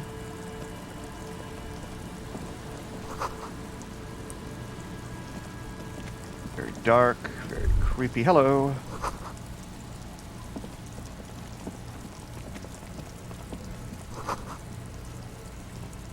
Alright, let's go inside and see what happens.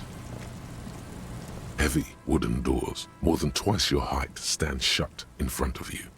The rectangular sea-worn ornamentation appears in stark contrast to the padlock bodies in here. Carelessly drilled into the wood. The lock turns easily. You hear a click as the shackle pops open. Let's go. As you do, you hear the echo of the doomed commercial area. Its black holes and dusty machines. Then the feeling passes. A great whoosh of air rushes into the dark innards of the church, as though rushing to fill a great vacuum. Well, that's not good. In the heart of the city.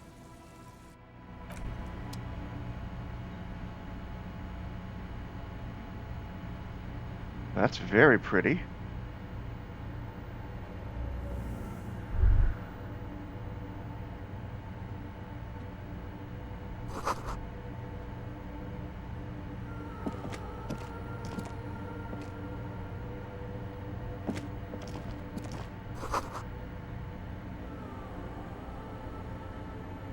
This wooden figure, electronics.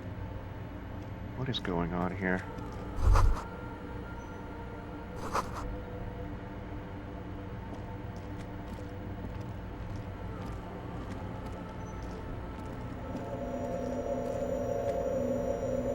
Fuck.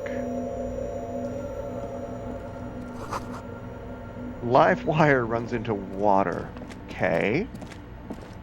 What are you? Equations. Science.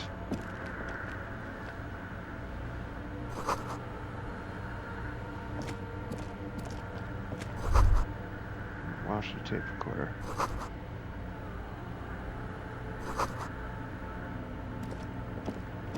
In white, silver, and apricot faience, the young mother of humanism stands above you.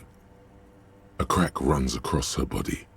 She is impossibly tall, oval-faced and sad, a dark and radiant majesty. This is her innocence, Dolores Day. Cradled in her arms are a pair of glowing lungs, clearly visible from underneath her flowing dress. You should kneel. No. Cold wind seeps in from the crack in the glass. Snowdrifts cover the floorboards at your feet. Above, you feel her multicolored eyes on you, inspecting you, as if under a microscope. Look up. The woman looks down at you, standing there. She towers among her followers, architects, laymen, courtiers. There is a sad smile on her lips and a glint in her green-blue eye. Of what? Compassion? Remorse? She acknowledges the passing of someone who is still alive. You. What? It's compassion. Sure, it's compassion. I like that better. As that soft word passes through your mind, the lieutenant draws an X-shaped cross from shoulder to shoulder. Your fingertips touch your chest, 4 times as you stand in the apricot-colored light of the window. Above you, the woman still smiles, her distant smile, sundered by the crack in the glass.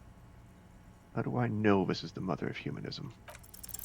It's a mystery. Well, I failed in a 83. mystery sprinkled Double one. with self-pity right. and regret. For some reason, unknown to your mind, looking at her delicate eyes makes you feel like you're ready for drowning.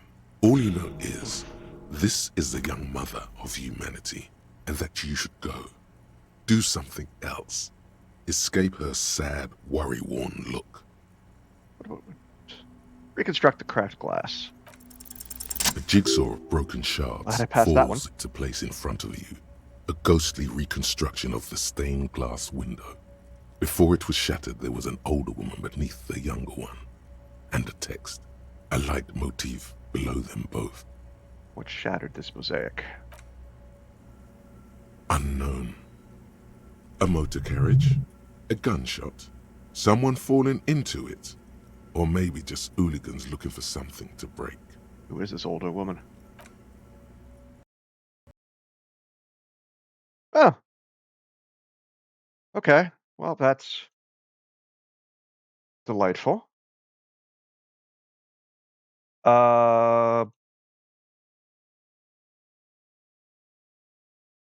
Crash time. All right, cool. It'll be back in a second. Good to know that this is another area that is happily crashy. Hopefully I didn't lose too much.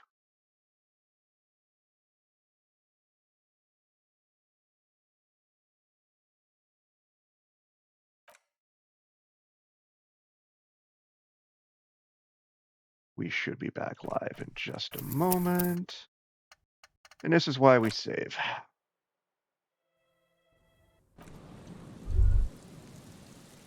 Is this something I'm going to struggle with the entire time?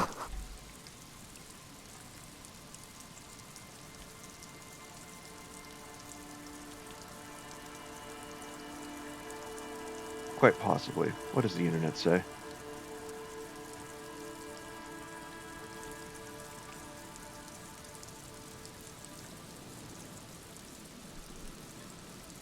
Okay. The internet won't tell me. Oh well, okay. Well, let's just go back in. Heavy wooden doors, more than twice your height, stand the lock turn. Let's go. As you do, you hear a great whoosh of it in the heart.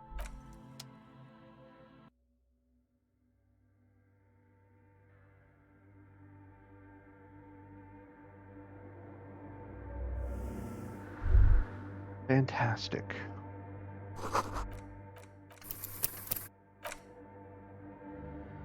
Let's see if I can get in and out of here without crashing.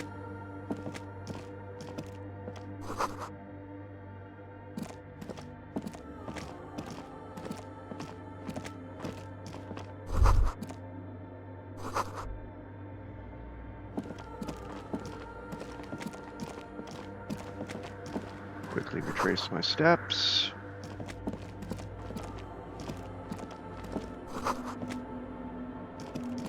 It's both creepy and unexplained.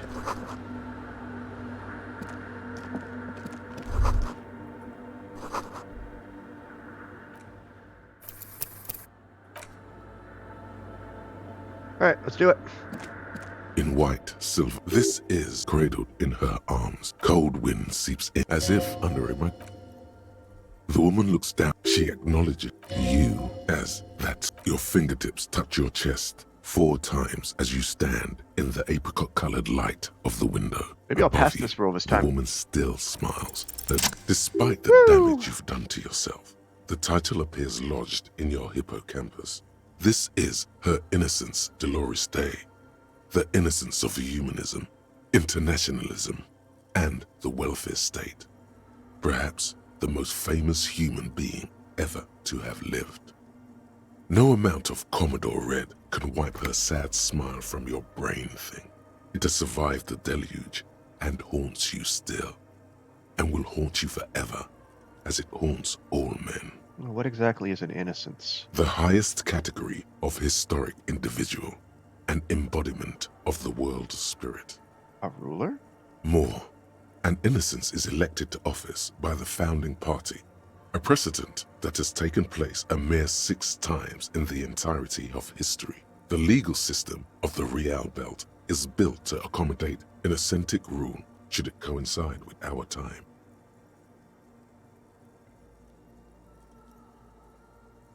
And innocence is infallible. The decisions made by one are not decisions. They are inevitabilities. What would have happened anyway?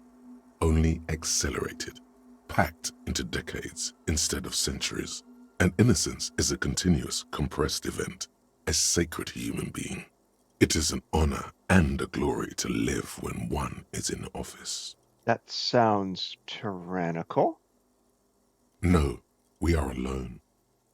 When did she rule? 300 years ago, in the wake of the discovery of this Isola, the Insulindian, by explorers from the continent of Muindi. She is, among other things, the innocence of inter-isolary travel and the connected world.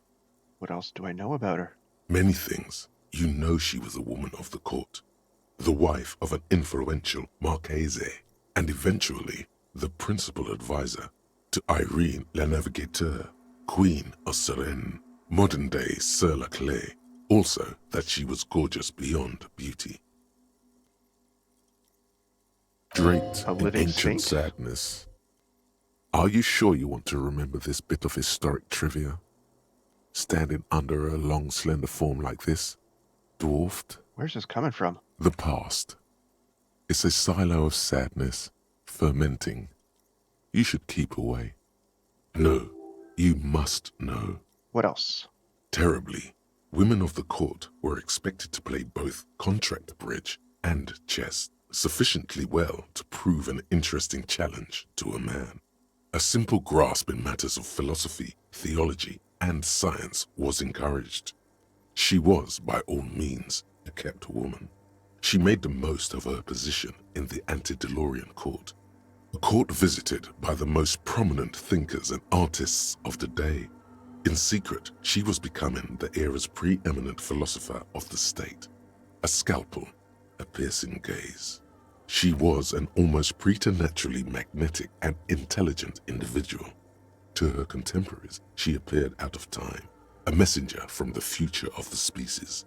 We all fell in love with her, head over heels. Even before she was declared an innocence, her influence was tremendous. How come? It was on her advice that Irene la Navigateur sponsored a number of voyages into the Pale. A costly, often tragic endeavor, ultimately vindicated by the discovery of the new world, the piece of reality you're standing on. She was crowned 2 years after the first expedition returned, setting in motion what is widely considered the greatest era in history. The DeLorean era. Wow. Wow indeed. When her innocence was declared, and the queen she had advised for years fell on her knees before her, she was so overcome with emotion that her lungs started glowing in her chest. Bystanders reported golden filaments lighting the already sunlit chamber around her, clearly visible beneath her dress. That is why the lungs are the symbol of love for the cultures of the Real Belt. I want more. As did we all. The lands of the Mesk and the Occident, and even faraway Supramuindi, altogether 21 of the 40 mundial nations of the time, immediately accepted Innocentic rule, even before her crowning. Her crowning? In a city called Advesperaskit in Vespa Messina, her homeland. The name of the city means evening comes, but it happened on a winter's morning, with the canals frozen and slush falling out of the sky. She was dressed in a white and pearl dress on an emptied-out plaza with the crowd far away. Already, her Theriers, the secret servicemen of the Innocents, were worried about an assassination attempt. She must have been beautiful. Oh yes, she looked like humanity's young mother, a perfect mother, insultingly beautiful. It was as if her face and shoulders and hands were covered in a soft down of underfeathers. You know this well, very well. Midwinter snow was beating the cobblestones around her. A small attaché of officials stood by as her Therriers placed a white gold wreath on her head.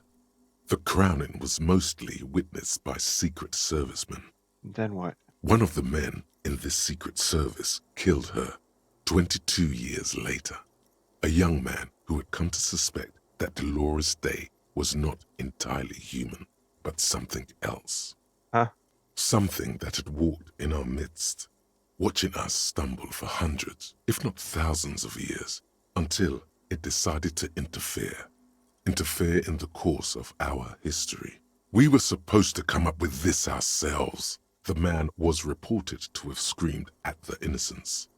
Dolores Day was shot in the chest with a fowling piece 8 times.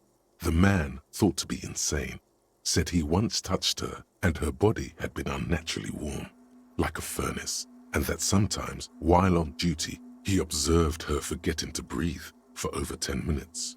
What? This inhuman quality was witnessed by many others as well, glowing lungs and all. It is commonly attributed to mass hysteria and religious psychology. What, was there something terrifying about her? Terrifying is a term too emotionally charged for your semantic memory, or what remains of it.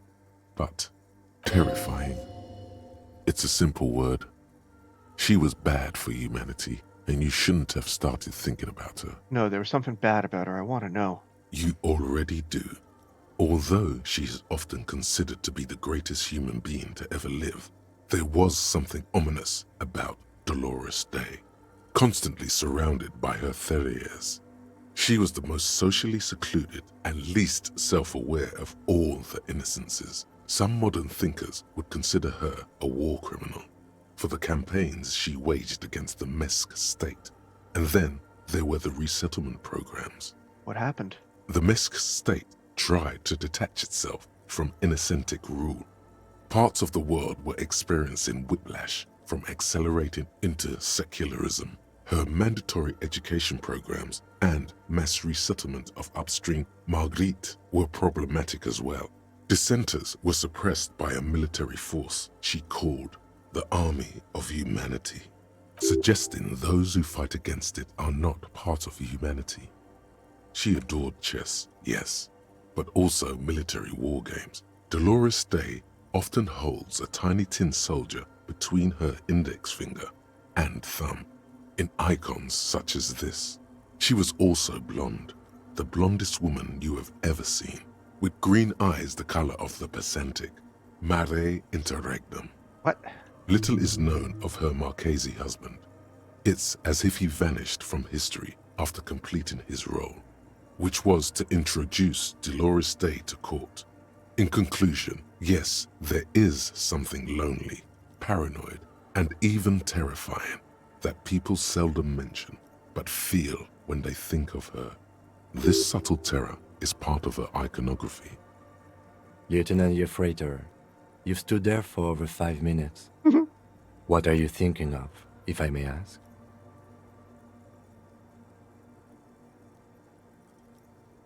Just looking around. She's beautiful. That she is. A great sacred piece. I wonder what we are doing here, however. In this church, I mean. The coast in general. We shouldn't linger. This isn't a good place to get lost in. Let's save and try that again, and if it crashes, I'll just forget about it. The mother of humanism stands above you. A jigsaw of broken shards falls into place in front of you. A ghostly reconstruction Who of is the this older stained woman? glass. Okay, so the older woman question crashes me. Got it.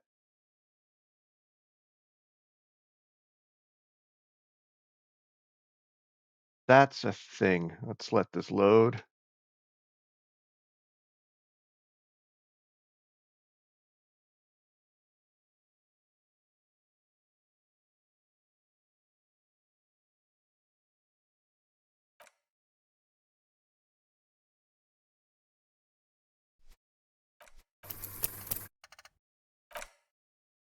I wonder, I hope that's not important. Well, Let's look at the motto. The mother of humanism stands above. A jigsaw of broken shards falls into place in The front motto. of you. What does it say? Below both women, in luminous black letters, après la vie, mort.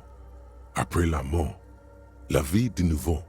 And then, along the left side, après le monde, la gré. Après le gré, le monde de nouveau. My French is not good enough. After life, death. After death, life again. After the world, the pale. After the pale, the world again.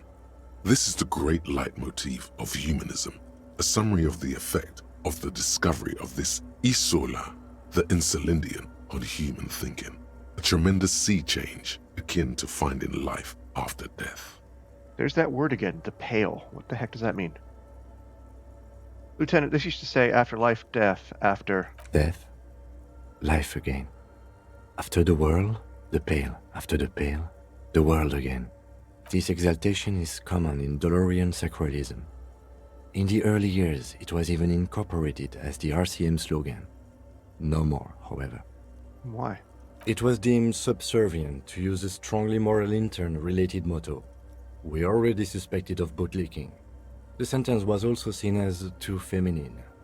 It was a macho thing.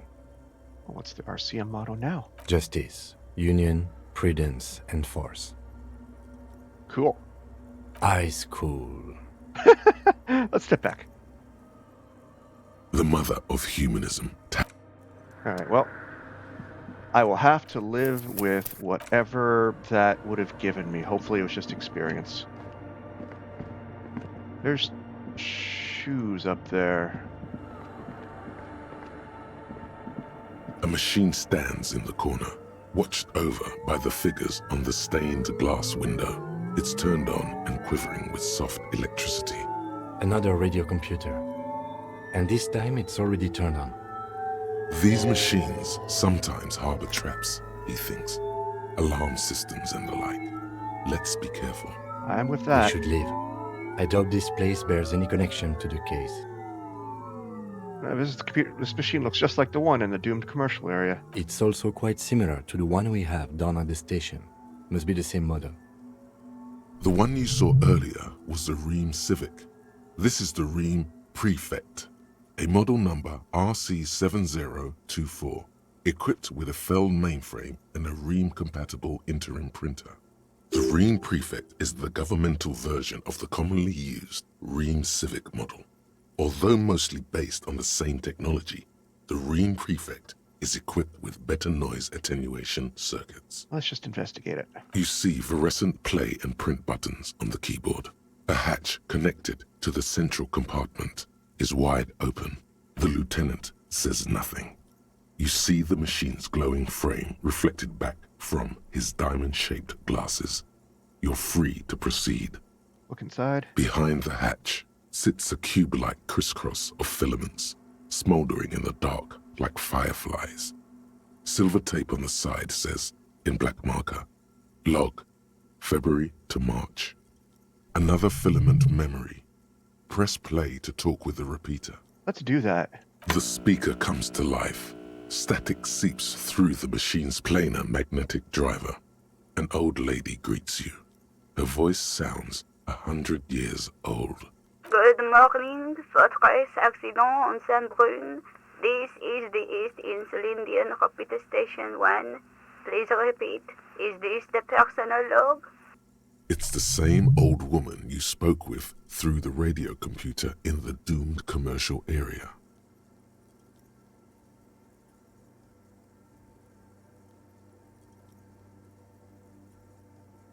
The tape and the filament just says log Feb March. Good. Please repeat the password. Let's look around.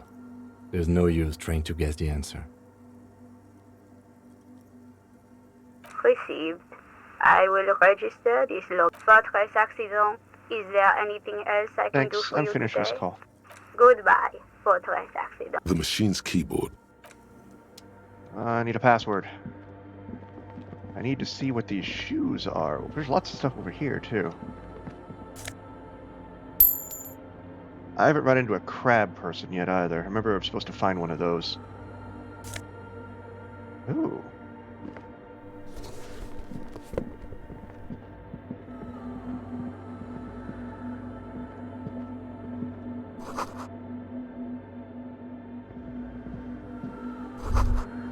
Cracked pane of glass.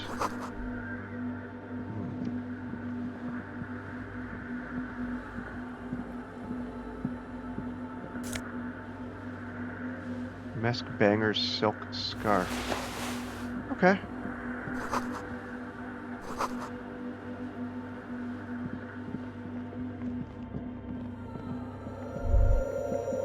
The silence in this part of the church, it's almost palpable. All the shifting matter and shuffling of living things is gone. Nothing seems to exist beyond the church anymore. Maybe if you were to stand in just the right spot, even your footsteps would be completely silent. Wait, I still hear something. And then it's gone. Almost all of it. But for the faintest of hums. It seems the sound here is detached from its source somehow, if not blotted out outright. Truly unusual.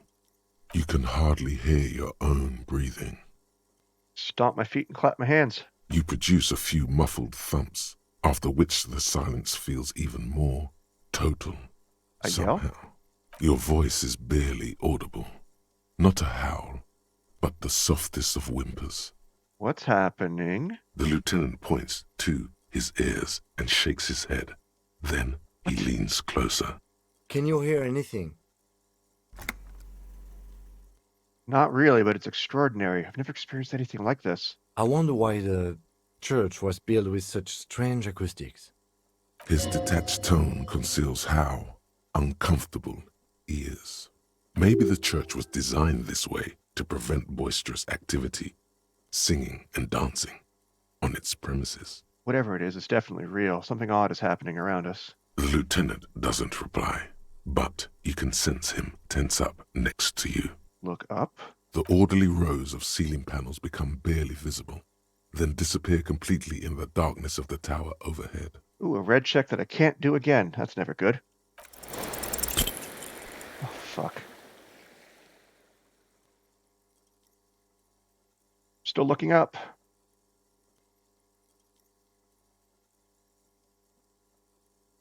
Just darkness without end. It makes your head spin. Gotta make something out of it. Anything. There's nothing. You're dizzy and disoriented as you see dark and more dark rising. Officer, what are you looking at? I'm gonna blink. What? You see something hanging from the rafters, looking straight at you with dark eyes. Maybe it's possible to talk to it. The fuck is that? Is that a man? Looks more like part of the carpentry of the building came alive and is now studying you intently. The crab man. Hey, who's there? The man leaned forward a little, fixing you with a steady, Get safe. Habitual alcohol use has made you into a scared little pussy, Holmes. But don't worry, everything's gonna be alright. You come to the right place. Who the fuck are you and how do you know me? That accent is Villalobos, a peninsula in Mesk and a district in Jamro.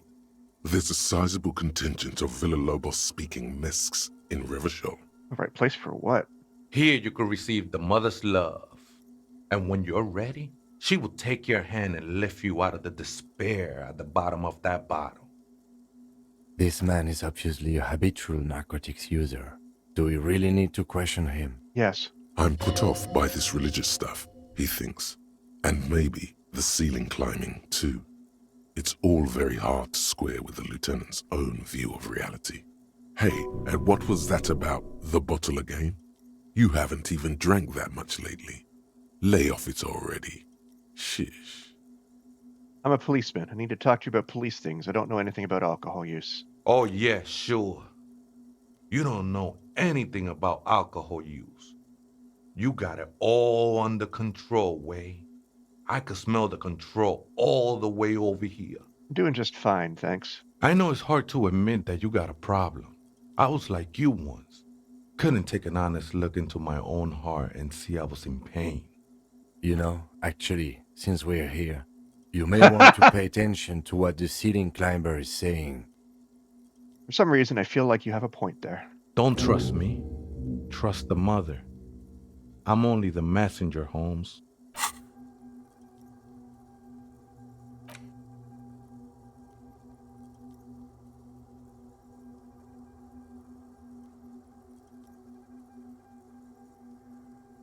Well, that's what I was looking for. Sobriety. Take a look at it later. This is the Church of the Mother of Silence. You are welcome here. You have no idea what the fuck he's talking about. Is he just trying to throw you off your game? 'Tis not an act, my liege, save in perchance he hath deceived his very self. This man is a zealot. Do you know where the other spooker is? Other spooker? Oh, esa viejita es muy estudiosa. Don't know, Holmes. The IATO is Grandma? Wait, so there is another person living in a church, and it's a viejita? No. I just call her viejita because of her clothes. She's actually quite young. Or maybe not that young. Age is just one of the many masks we wear. Wait, what if it's Ruby? Mm-hmm. Thank you, reaction speed. That's exactly what I was thinking. Did it ever seem to you like she was hiding here from something? You mean like a fugitive? No, man. Quite the opposite. I don't think she cared much about authority or anything else for that matter. Maybe only about her machines. What did she look like? I see. And where is she now? I told you, Holmes. I don't know. How can you not know that when you both live here? Don't really follow her comings and goings. Just see her typing on her computer now and then. We got different interests. So you got nothing else to tell me? How she looks, what she does, who is she? I'm afraid not, Essay. You just have to wait until she comes back, or search through her radio computer.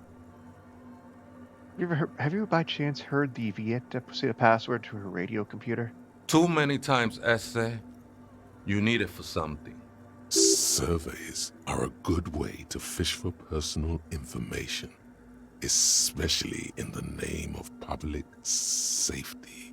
I'm doing a survey. I like that. I'm doing a survey of passwords and passcodes identifying regional trends in the interest of public safety. Don't sweat it, vato. The password is afterlife death. That was easy. What you think of that? Makes me almost pity la niñita pequeña when I hear it. You must be the crab man. Never known myself to be a crab. But if that's the name you got for me, I won't stop you from using it. Sorry, you just weren't moving like a human. I always thought of myself more like a flame, flickering along the rafters and beams. It may be that I gotta work on my technique. That's not the only technique he's working on. Look at those carved sculptures. And is that a satchel of tools over there? You also carve all those sculptures? Sure am. Whittling wood used to be something I just did to busy my hands. Now I use those same hands in service of something greater than my own restlessness.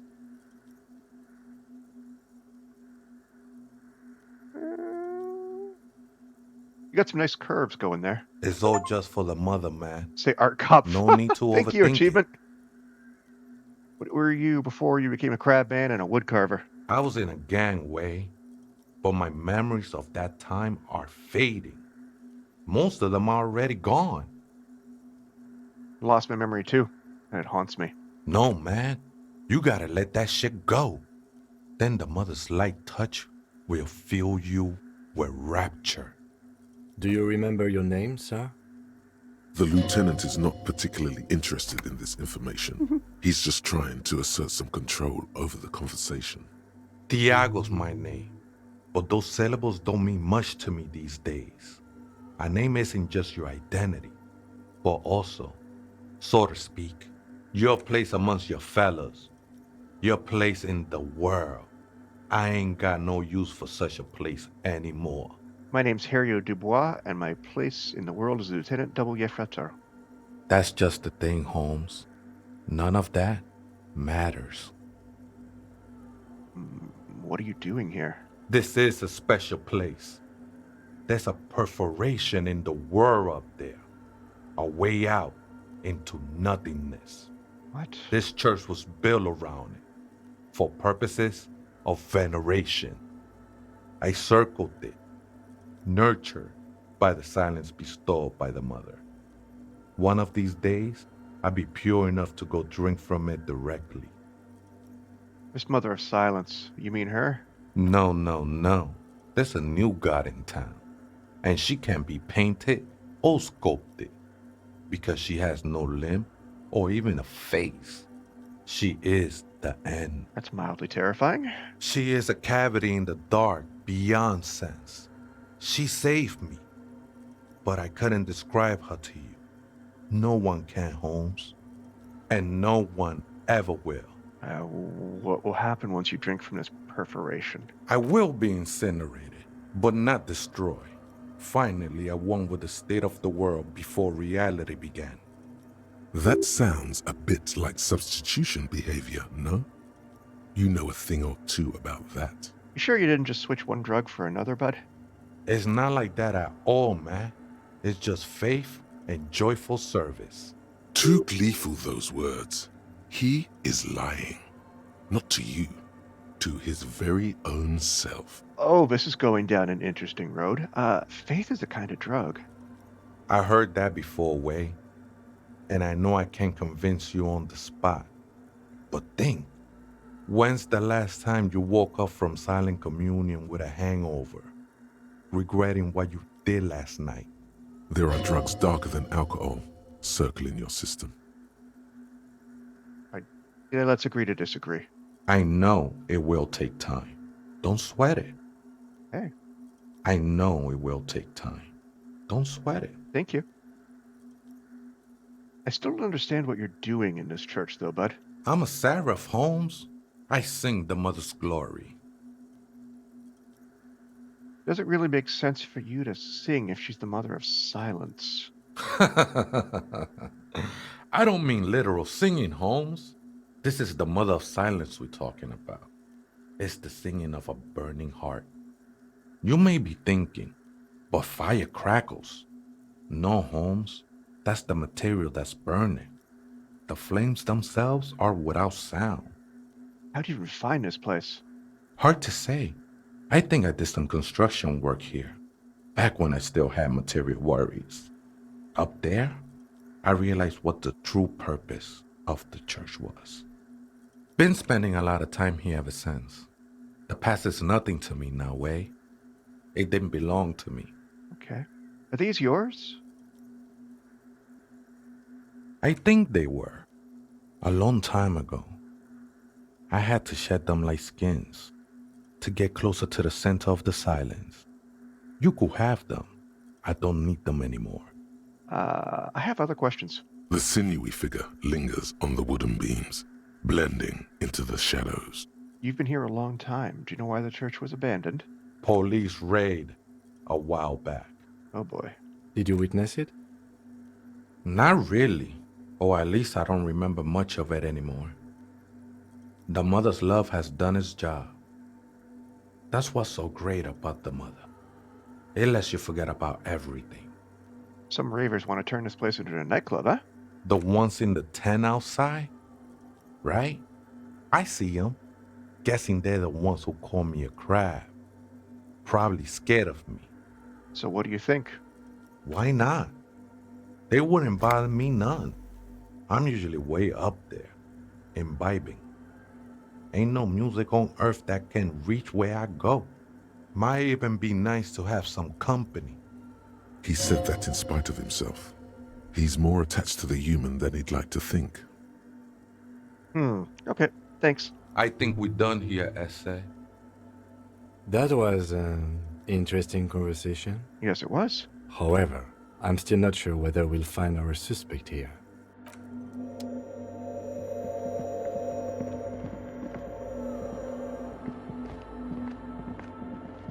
You never know until you try. Kim, your best choice in any situation is talk to the lunatic in the rafters. You never know what they might do for you. The machine's keyboard is still illuminated, revealing fluorescent play and print buttons. Play again. The speaker comes to life. Static seeps through the machine's planar magnetic driver. An old lady greets you. Good morning, Fortress Accident on Saint-Brun. This is the East Insulindian Repeater Station 1. Please repeat. Is this the personal log? Yep. I think I might have the right password for the personal log. Good. Please repeat the password. Afterlife, death. Good. I have unlocked the filament. After ending the call, please press print to access the filament. Fortress Accident, is there anything else I can do for you today? Oh, thank you. Goodbye, Fortress Accident. The machine's keyboard is still illuminated, revealing fluorescent play and print buttons. Press print. The printer prints out a long text document with dated paragraphs. It looks a bit like someone's journal. Well, let's read it. The first entry, made on the 4th of February, 51, by an unknown author, is short and concise. Arrived at the church. The door was boarded up, so I used the crowbar to get inside. Looks like the place has been deserted. Nothing out of the ordinary, but I'll ask around. Need to figure out how to get the electricity in. The lieutenant leans closer, scouring the printout over your shoulder. Just as you finish reading, he looks up, muttering under his breath. 4th of February. That's over a month ago.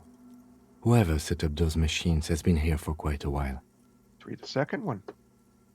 6th of February, 51. Had a little chat with the local fishermen. Said I shouldn't go near that place, that the church was spooky and ridden with narcotics. It's a little spooky, all right. Still haven't figured out the electricity. What about the third entry? 7th of February, 51. Finally got the electricity in. Next on the agenda, a new antenna. I'm thinking ESCA series, something advanced. Why would she need an antenna? Why would anyone need any of this equipment here? Good point. 8th of February, 51. Bought the antenna. Had some problems setting it up. Called Simor for help. Heard the others are back to making art. Drinking somewhere out of town. Sulislav started a rock band again.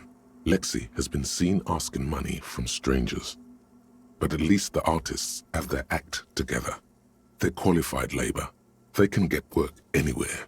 Graphic design, ads. The programmers are doing fine too. I mean, they're programmers.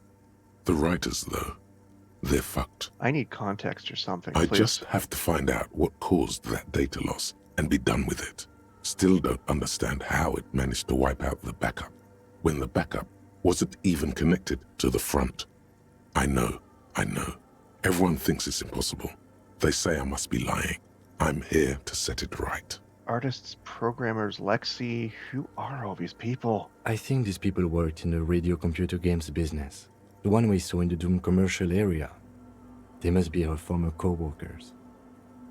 Did the video game company, after they left the office by the Whirling and Rags, set up in the abandoned church? 12th of February, 51. Brought some food from the grocery store. Apparently, there's a strike going on in the Believers. harbor. All right. Definitely not happy to see the Martinez people again. Everything's now set up in the church. Going to start working tomorrow, 8 a.m. The strike. We are nearing the date of the murder. Keep reading. I'm interested now. I want to know what's that radio anomaly that sent this person here in the first place. Okay, I'm interested too, Kim. 25th of February, 51. I've been sending data up to Lintel for a while now, trying to recreate the data loss, but nothing. Didn't even feel like logging in, the disappointment. But I did discover a curious audio-spatial anomaly at the back of the church. I've named it the Swallow. It swallows sound. Need to get some mics. Okay, I definitely noticed that as well. Is she talking about? Yep. 7th entry? 28th of February, 51. Yes, the first recordings confirm that the swallow is real and I'm not just losing my mind. It's a pillar of silence with a diameter of approximately 3 meters. Seems like the higher I go, the less I record. This might be a coincidence, or it could be connected to the data loss that led me here. This would explain the whole Church of Mother of Silence thing, I guess, maybe. The pillar of silence. She is talking about the silence. Is she suggesting it's more than just an architectural quirk? But what could it be? The lieutenant doesn't answer. He follows your gaze, studying the basins. The water shines in them. No ripples. Okay, let's read the 8th entry. March 51. Some kind of young disco men have appeared next to the church. I've been trying to record the silence to find the epicenter, but now it turns out I've also been capturing the future of dance music, one neo-disco song over and over again.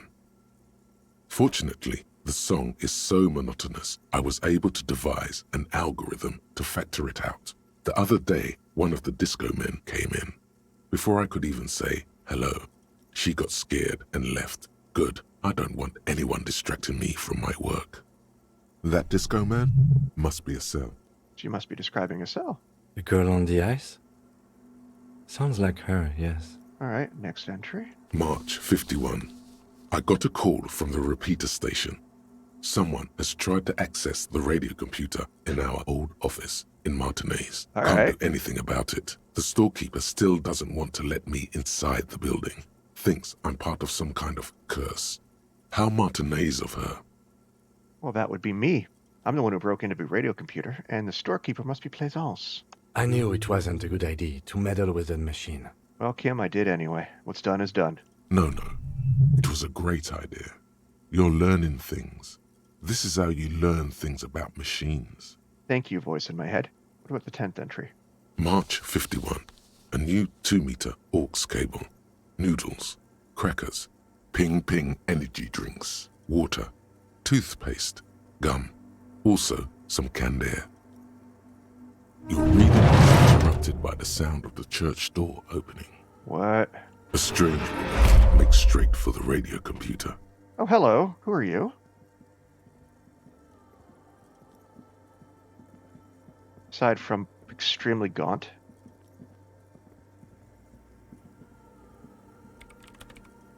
Breaking into my radio computer, I see. I do apologize for the intrusion, madame. We are with the RCM, you see.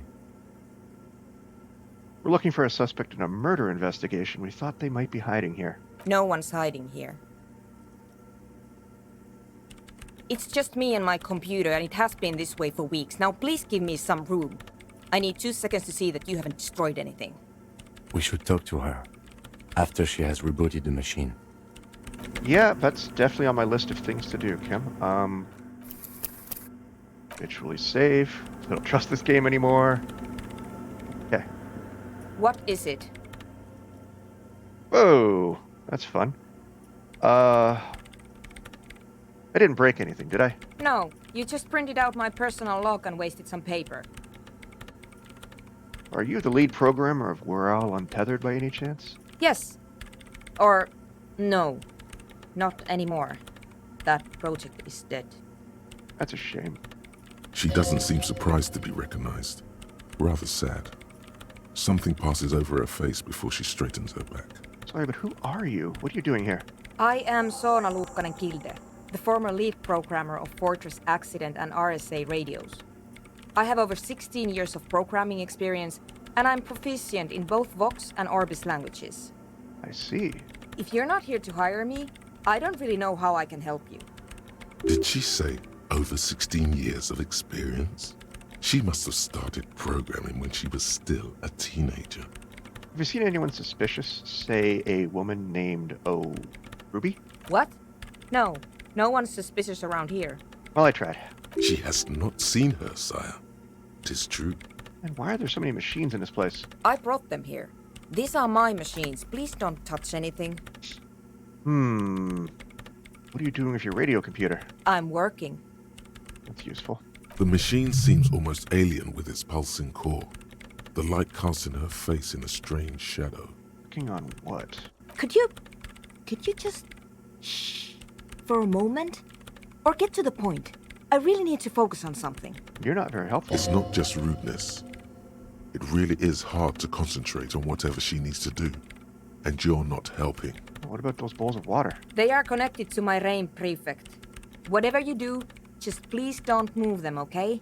Thanks. Short and terse. There you have it.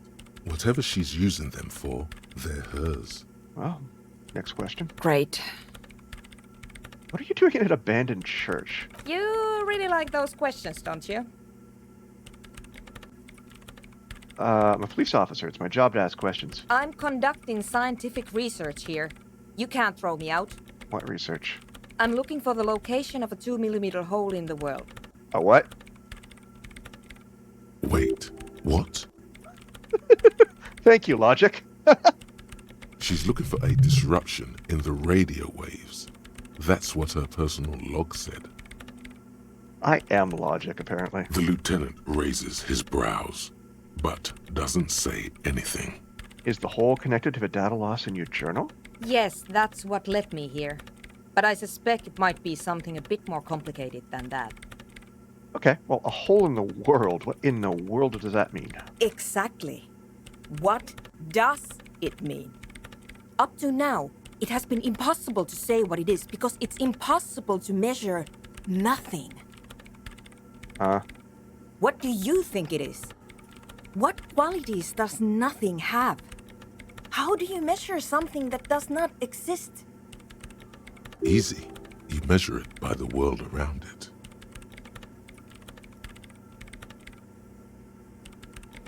You measure it by collecting data on its surroundings, on that which exists, right? Science brain? Exactly. Very true. That's what I've been aiming for. That's why I have those basins.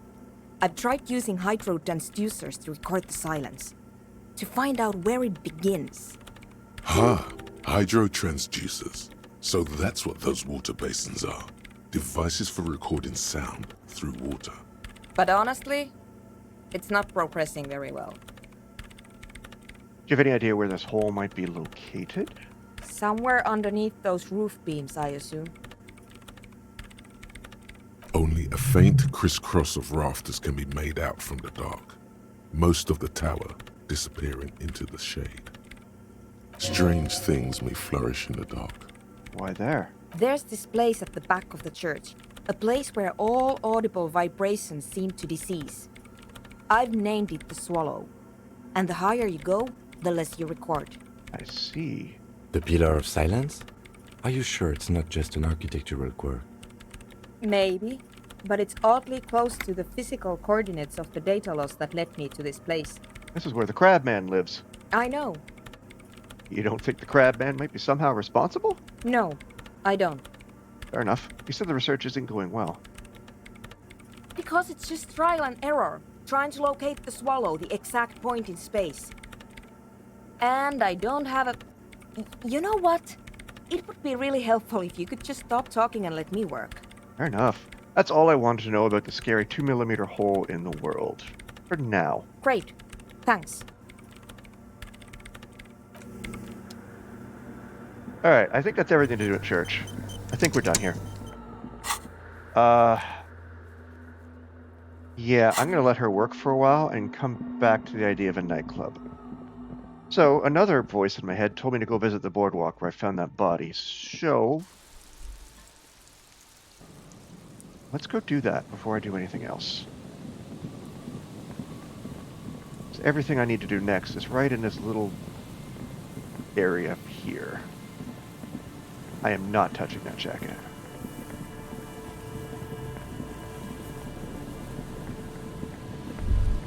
Oh, hey. The cold sea breeze stings your face as you step on the boardwalk. The body is gone, but something still lingers in the air, and high above it, against the grey. A luminous wheel of pleasure, and all things bright. What? Its wooden frame creaking in the wind. 12 red cabins form a circle that stretches from the engine below to the flocks of seagulls up in the sky. The mirage looks both sad and glorious in the mist, like an insect trapped in glass. What are you looking at? Oh, hey. Study the cabins. The little wooden gondolas dangle in the wind, their seats empty and floors littered with old ice cream papers and discarded tickets. Where's this going? The pleasure wheel stands still on the boardwalk, its 12 red cabins suspended in the air. Well, what about the boardwalk? There's a ticket office made out of an old gondola, its wooden frame the same shade of red as the ones above. A sign mounted on its side declares, 20 centimes for the ride of a lifetime. The pleasure wheel stands still on the boardwalk, its 12 red cabins suspended in the air. It's the pleasure wheel. The what now? Pleasure wheel. It used to take up the whole pier. What is going on with you, detective? It's a very good question, buddy. Some sadness comes crashing over you, like a bad dream. I'm just thinking about the pleasure wheel and how it stopped bringing people any pleasure. I'm not sure what got you on this pleasure wheel kick, but I'm not going to ask any more about it. We should get going. It's getting cold just standing here. The pleasure wheel stands still on the boardwalk, its 12 red cabins suspended in the air. Some waves come crashing against the boardwalk, shattering the mirage. Okay, that was... Well, that was something. I don't know the point of it, but it was very pretty. Alright, the other voice in my head pointed me towards the poster over here. But I was looking for rubies, so... And there's definitely a way in here somewhere. Ooh, people. Who are you?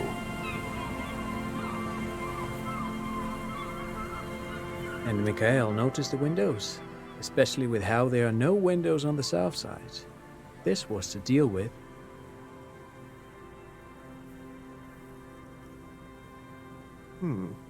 You officers, come to investigate the historic subtext of West Martinez? I'm Tran Heilostam. You must be Kim Kituragi, right? I was just telling my son about this building. Not a lot of people realize the historic significance here. Very rich in hypertext. How does he know Kim's name? Nice to meet you. Hold on. What was that about the windows before? Oh yes, so Mikhail.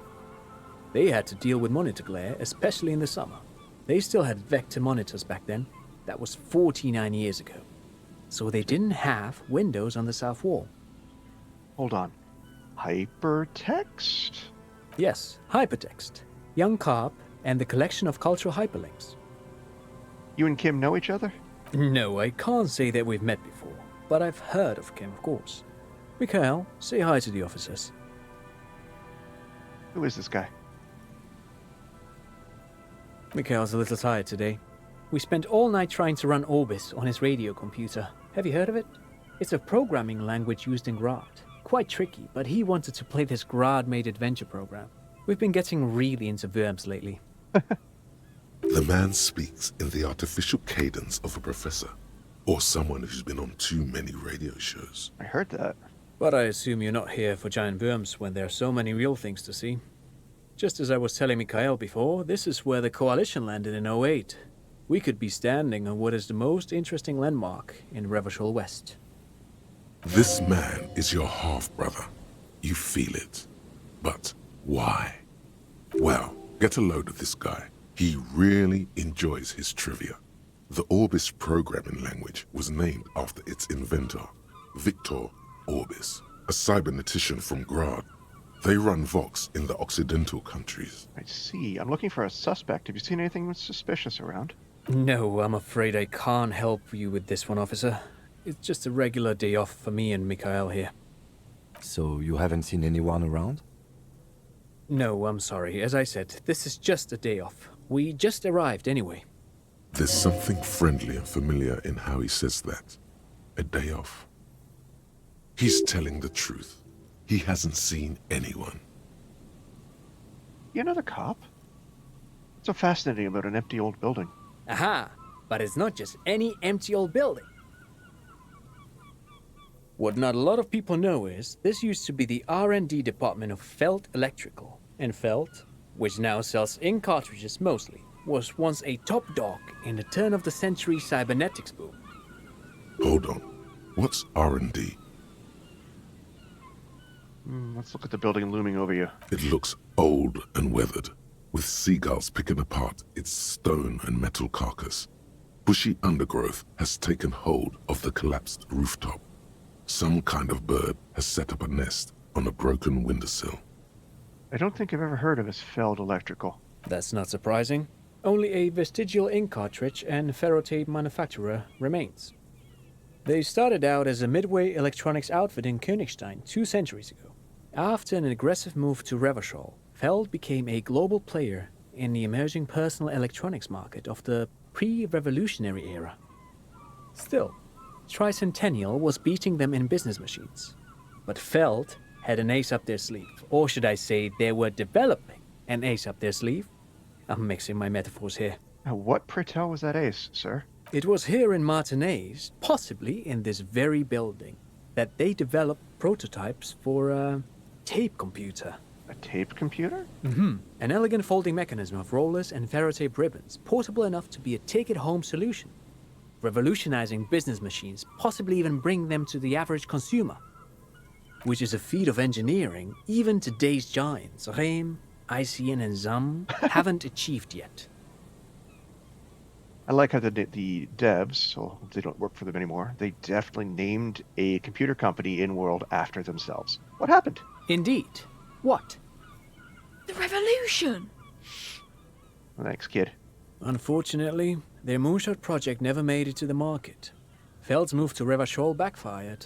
The revolutionary government liquefied their assets and expropriated those very advanced prototypes. Possibly from this very building, or one of the adjacent ruins. All of this was built by Feld, even the boardwalk. Wild Pines built Martinez proper as a resort for their middle management. Feld built this side of town for R&D. What happened to the engineers and company people? Oh, I'm afraid it didn't end well for the boys. But this story is a bit too dark for little Mikhail here. Now, if you were to ask about tape computers... He means that the boys got shot by the communists. The boys were bourgeois. Nope, not going to expose the kid to that. Nope, tape computers, right. Tape computers. What did the revolutionaries do with all those advanced tape computers? They used them for military communications, but also to write and send out press releases. The most notorious example being Le Décret de Mars. What was that? What's the Mars Decree? I mean the radio transmission sent out to news agencies and world governments by the newly created Commune of Revachol on the 7th of March in the year 02. A short-lived legislative foundation for a short-lived utopia. It's a beautiful piece of text, actually. A singer-songwriter I know, Charette, called it a love poem to Revachol on her political concept album, Bon Baiser dans le Lind. You should read it. Every local library in Revachol stocks a copy of the decree. A political concept album. Okay. I tried to get Mikhail to memorize it. Tried to. Someone was much too interested in worms to be paying any attention. I get that, kid. Dragons are fascinating. The kid takes a peek at the green and silver worm on the cover of the book, already forgetting about this part of the discussion. How did those tape computers work then? Did they work like radio computers? Actually, no one knows. No one even knows what a computer made entirely of tape would look like. But word has it, they were very elegant, exquisite, alien-looking turn-of-the-century hardware. Buckle up. Oh boy. Encyclopedia's giving me a warning. This one's gonna be fun. 10 years ago, I did a little freelancing, I guess you could say. I was a special consultant for an exhibition at the Wompty Dumpty Dum Center in Vredefort, Oranje. It raised the same questions, and we had lengthy discussions with Paul Ockerman, who was head curator at the time. This was before the twins Keith and Guy Jews joined the team, trying to... This is all very Dutch, except for the Wompty Dumpty Dum Center. That's just... I don't know what that is. Wait, did he just say Wumpty Dumpty Dom Center? I swear to God, I've never played this game before, and the game just keeps jumping in. He did it. He said Wumpty Dumpty Dom Center, like it's the most natural thing in the world. Okay, thank you, suggestion and reaction speed, for saying what I said. What the hell is a Wumpty Dumpty Dom Center? And who the hell are Keith and Guy Juiced? Okay, the Wumpty Dumpty Dom Center. That's a lot of fun to say, by the way. Paul Ackerman, Keith and Guy Juiced. What are you talking about? The Wumpty Dumpty Dom Center for Contemporary Arts. The exhibition itself drew on Lagerman's notion of memory, and so there were some parallels. That's why the head curator, Paul Ackerman, chose to... There's no place called the Wumpty Dumpty Dom Center of the Arts. Actually, I think there is. No, it's too much. He's joking. In fact, I'm not. The Wumpty Dumpty Dom Center is a place you can visit if you're ever in Vredefort and are ever in the market for an exhibition space / contemporary art research center. But perhaps I should return to the tape computers. As I was saying, the device itself was very elegant, fragile even. One could write directly on the tape using a special chemical solution. The machine would then analyze the handwriting, perform operations, and project output onto a white screen. It was a beautiful, delicate thing.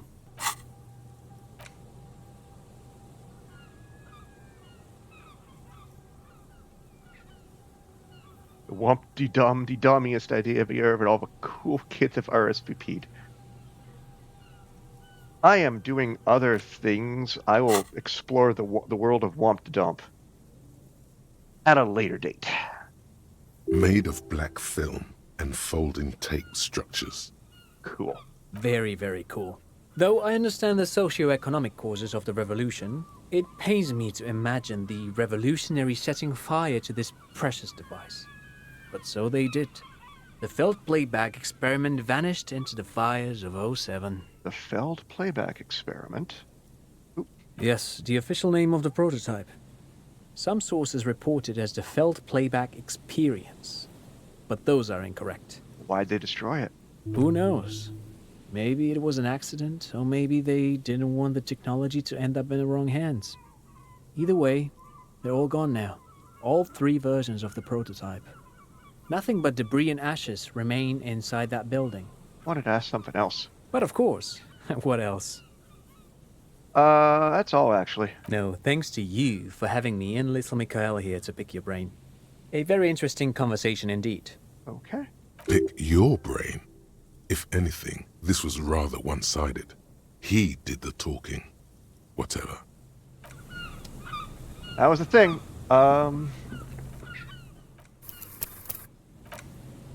Okay, so...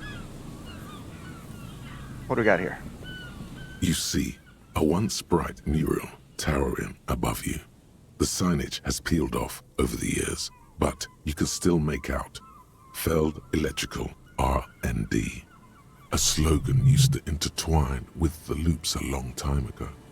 Now, only a shadow of peeled letters remains. It says, tomorrow is just a whisper away.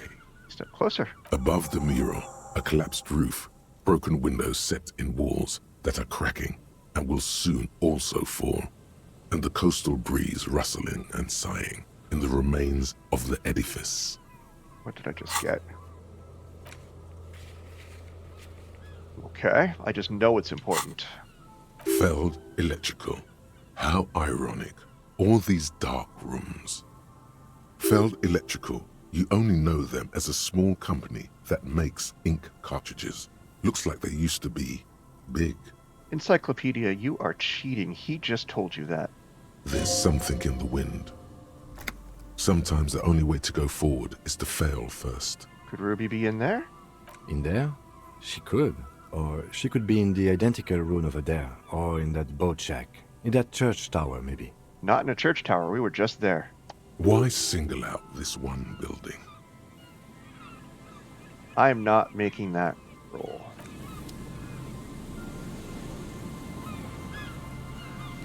Okay. The once bright mural towers above you.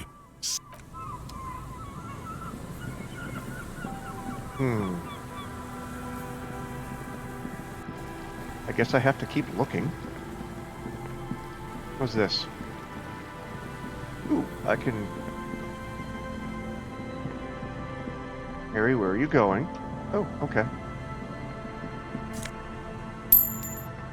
Just change, thank you. So we use it decades, good to know. Morale and savoir-faire visual calculus. Oversized superstar sunglasses. I like it. This trap's not too hard to spot once you know what to look for. Keeping it hidden has not been a priority for the cryptozoologist.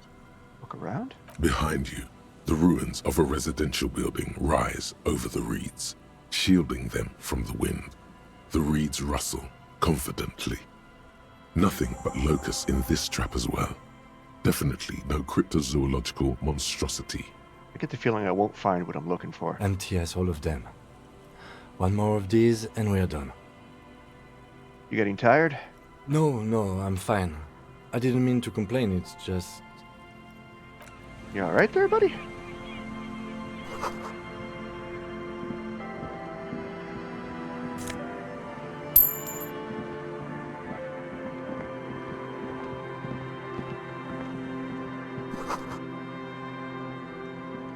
Shaded bench.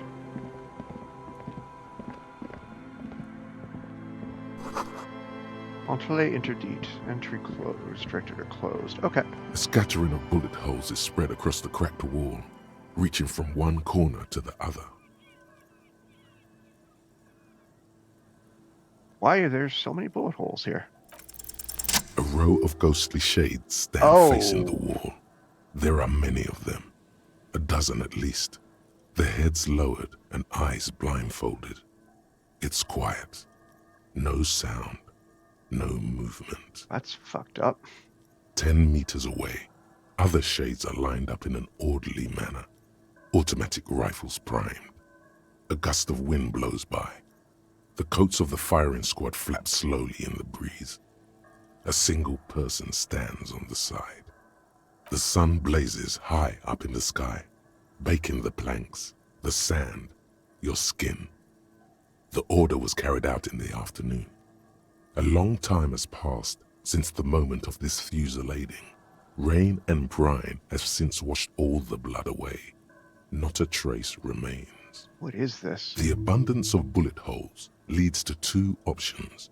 Either an inordinate amount of executions were performed here, or they did not use a conscience round, where only one soldier has the loaded rifle. Looks like this was a mass execution with everyone fully armed. A host of men, probably in everyday clothes, ragged from the conflict and covered in dust. They were not sitting, a common practice for executions in some nations, as demonstrated by the height level of the bullet holes. They stand, facing the wall. It's impossible to discern any details about their personality or background. Ordinary people, familiar, each and every one of them. Who were they? Comrades, the forsaken, the wretched, who tried to rise against the horrors of the world. What about the soldiers? 7 men in combat uniforms and dark coats, holding automatic rifles aimed at the people. Soldiers from some side, but from which one? Those don't look like soldiers to me. Men of duty, dark duty. Who were they? Murderers, twisted by orders, young boys forced into killing. Who's the officer? The commandant, the one who gives the order. Machine gun fire crackling through the air, the lights of the muzzle flashes dancing on his face. Kim, who was who in this execution? I don't know. I don't know who died here, lined up beside that horrible wall. It could have been any of the parties involved in the revolution. Perhaps the ones executed here were the loyalist conservatives, killed by the communists at the start of the Civil War. Or it could have been the communists, put to death during the last stretch of the conflict by the coalition forces. Remember what Trent Heidelstein said about Feld? What if it was the Feld personnel when their assets were being seized by the revolutionaries? Another likely scenario. Or maybe... What about people from the Coalition? So-called moralists? Yeah. It's very unlikely the coalition forces were the ones who died here. They were always the last ones against the wall. To be honest, if a coalition member was anyone in this situation, it was a commandant, the superior giving the orders. A cold sea wind blows away the figures. Well, that was certainly something.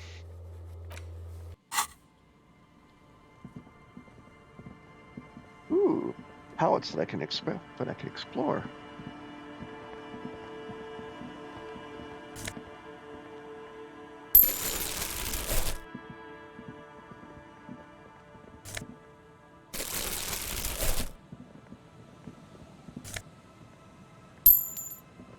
Everything a growing detective needs. Loose change.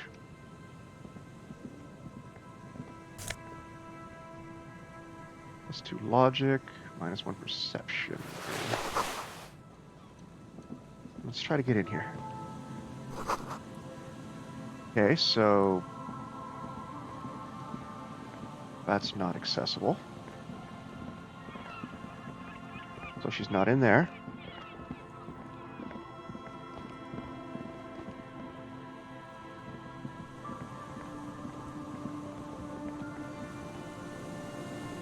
Can I go this way? No, I can't.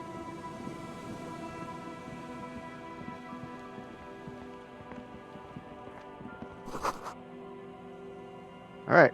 Well, she's not there.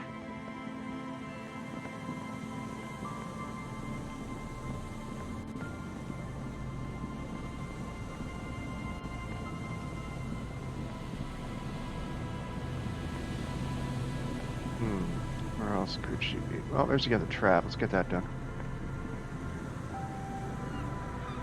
This is the last of the traps. The one Morel just set. Checking it over, he said, is just a technicality. The reeds by the abandoned campsite hiss and shake. The later it gets, the colder. Remnants of the camp can still be seen in the sand. The fire that's gone out. You feel strange, somehow. Reach for the trap. The trap feels light and silent as you pick it up. Something is different here. What? No locust. Oh. No phasmid either, but still. Look closer still. Well, the bait worked on something. This doesn't mean it was a reed monster, though. Unless you see one in there, I just see an empty trap. The netting is a little untidy, messier than the others. Like someone or something picked the trap up and shook it before dropping it back down on the ground. I do get the feeling that someone or something may have messed with the trap. Perhaps our cryptozoologists have competition in the form of an actual entomologist, or someone else is sabotaging them. I could present more theories, but then I would be taking this on as a case, which I'm not. There's nothing quite like the unrestricted competition of the entomologicals. It probably wasn't a phasmid, but still, Morel needs to know. We did, sort of, promise to tell them, didn't we?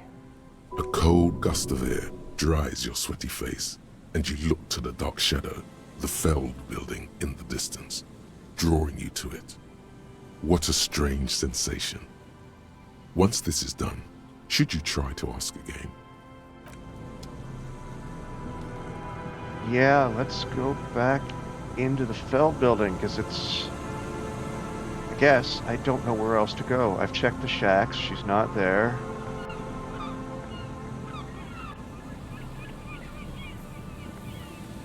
The apartment building is boarded up. It hasn't been used in many, many years.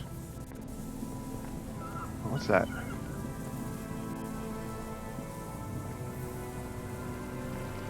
I didn't see that the first time.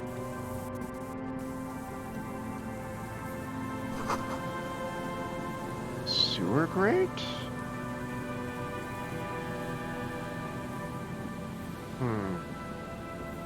Okay. Well, let's, I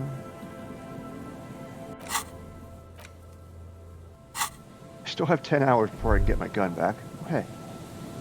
The light vanishes inside the concrete slit. The structure goes deep under the earth. What's in there? Maybe it's just a storm drain for the sewer. Any idea what's down there, Kim? No idea. Could be connected to one of the buildings around here. Think we'll find Ruby down there? We might find her down somewhere. There's an old storm drain system beneath Martinez that's mostly collapsed. Revachol's sewage system has been built and rebuilt 4 or 5 times now. In conclusion, she could be under any building. Oh God, but not in there? I hope not. Am I going crawling in a sewer? I mean, I don't mind ruining my nice police clothes, but Kim may have a problem.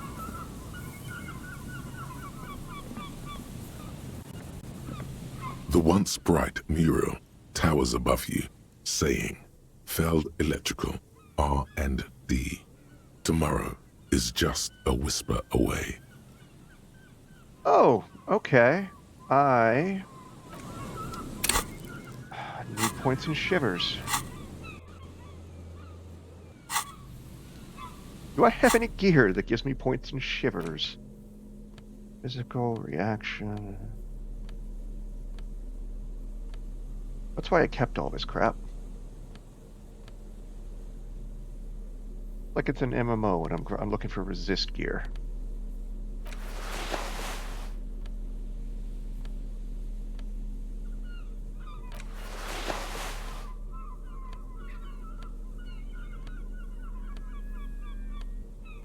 Okay, that puts me up to 5 shivers.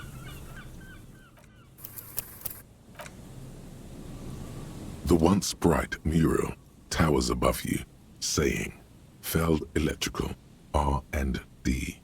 Tomorrow is just a whisper away. What else could I do to make that higher? Even though you're sure you succeeded, all is quiet. There is no cold hand brushing against your forehead, no rustle in the reeds. The wind has died down. The ruin in front of you is silent as a tomb. She could be anywhere, Lieutenant. How do we find her? How do we? I was really hoping she'd be in the village. Okay. She's probably north of the village, and this place is a peninsula. We already scanned most of the outdoor areas on our wild cryptid hunt, so we have an understanding of the geography, at least. And then there's the church. We've already searched that and can rule it out. I know it doesn't feel like progress, but exclusion is a step too. Anyway, we do it the old-fashioned way, sector by sector. Go over the whole peninsula, ask the locals, enter the places where we can enter first, like we did in the village.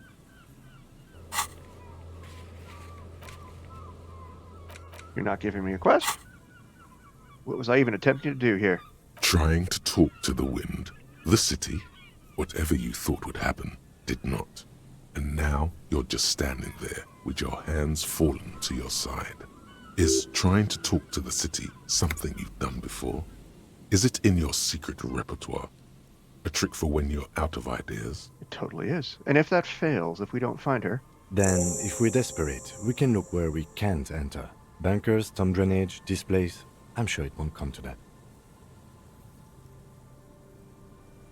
Walk the coast, the old boardwalk, the reeds. You can always come back here and talk to the wind again. Look where it already got you. So it's telling me there's more to find out there. So let's fix my gear.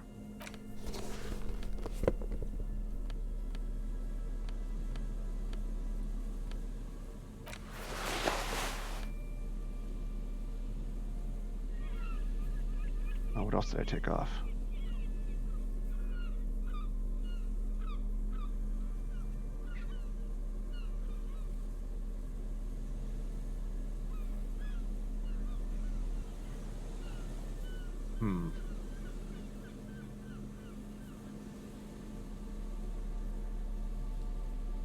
Okay, we're good. So there's definitely something else out there.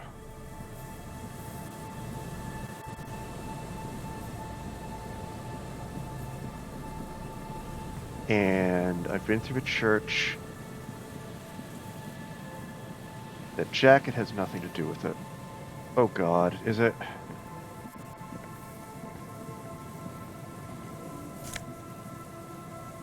No.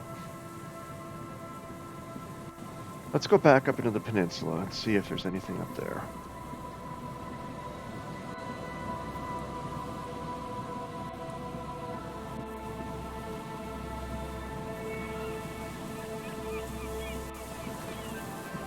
What's this? Oh. Wish I could just go to random rocks in the country and pick up $3. Ooh,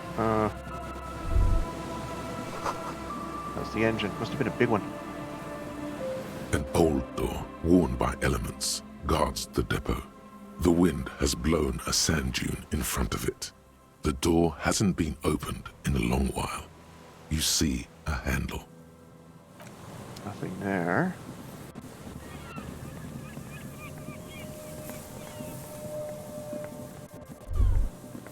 Ooh, I saw another. Where was it?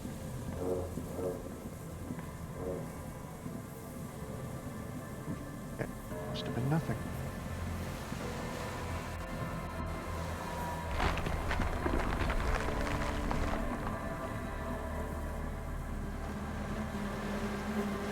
I'm getting neither thoughts nor vibes from any of these places.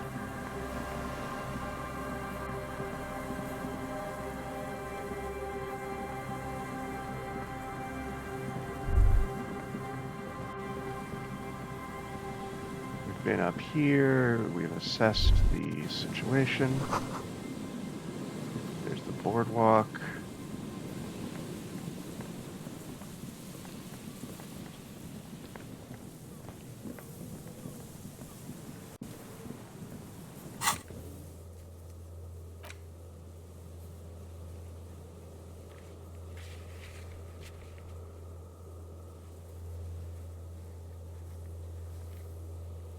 Alright, she could be anywhere in the peninsula north of the village. Look inside the church. I did that. Ask around. There are people on the to the west of the mural. Or I don't know. Ask a girl on a date.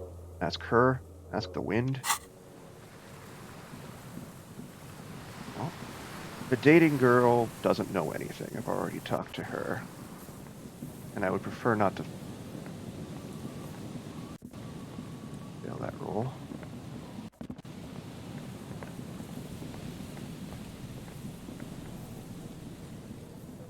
To the west of the mural.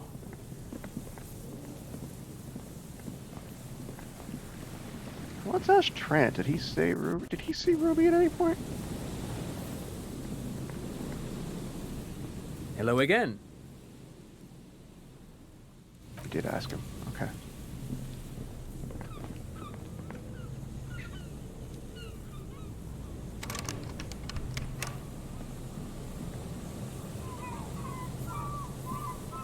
Any other buildings that I can go to?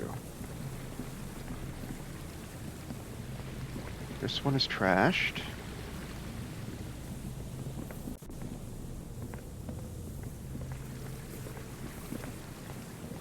What about out here? I wonder if our musician friends know anything.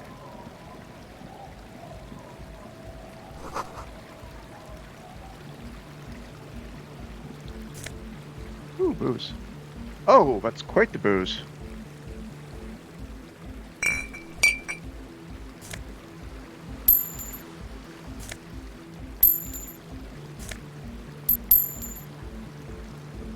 All of these posts have money?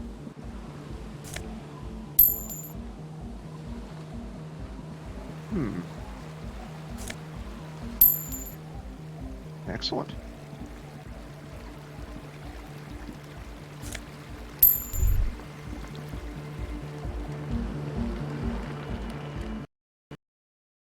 Whoa, crashed again. How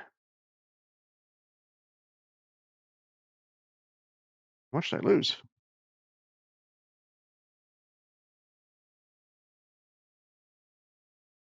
And just randomly, too. And there was a boat all of a sudden.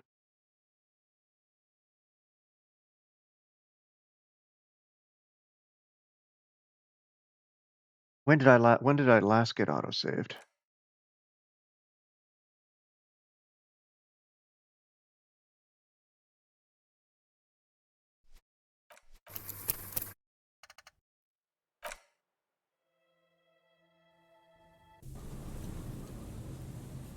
A while? Question mark?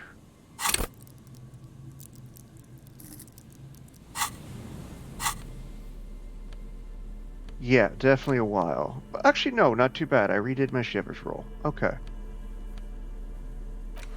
I'm not wearing that hat.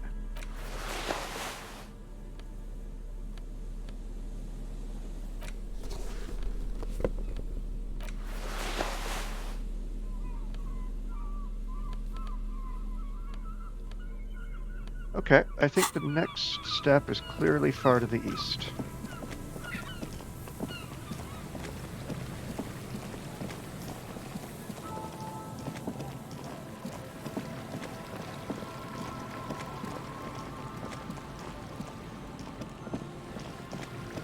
Here we go. Still 12 o'clock. I have 10 hours before I can get my gun.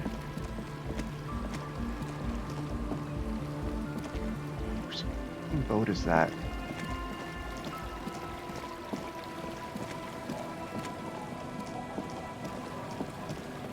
Why is Joyce here? Is that Joyce? She's the only person I know with an expensive-ass boat.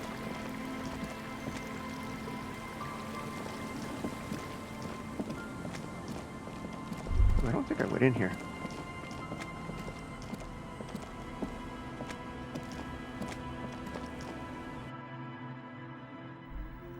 Oh, I did. I talked to you.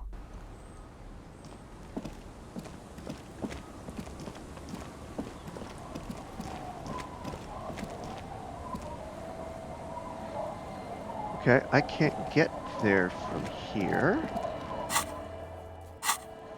Good to know.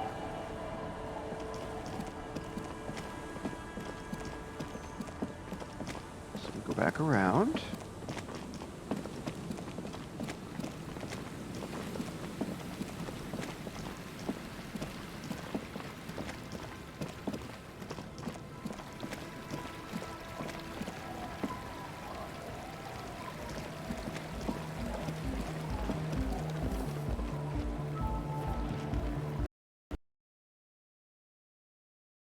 Well, that seems like a great place to stop because that's 3 times I've crashed. Clearly, if I look at the boat too much, it explodes.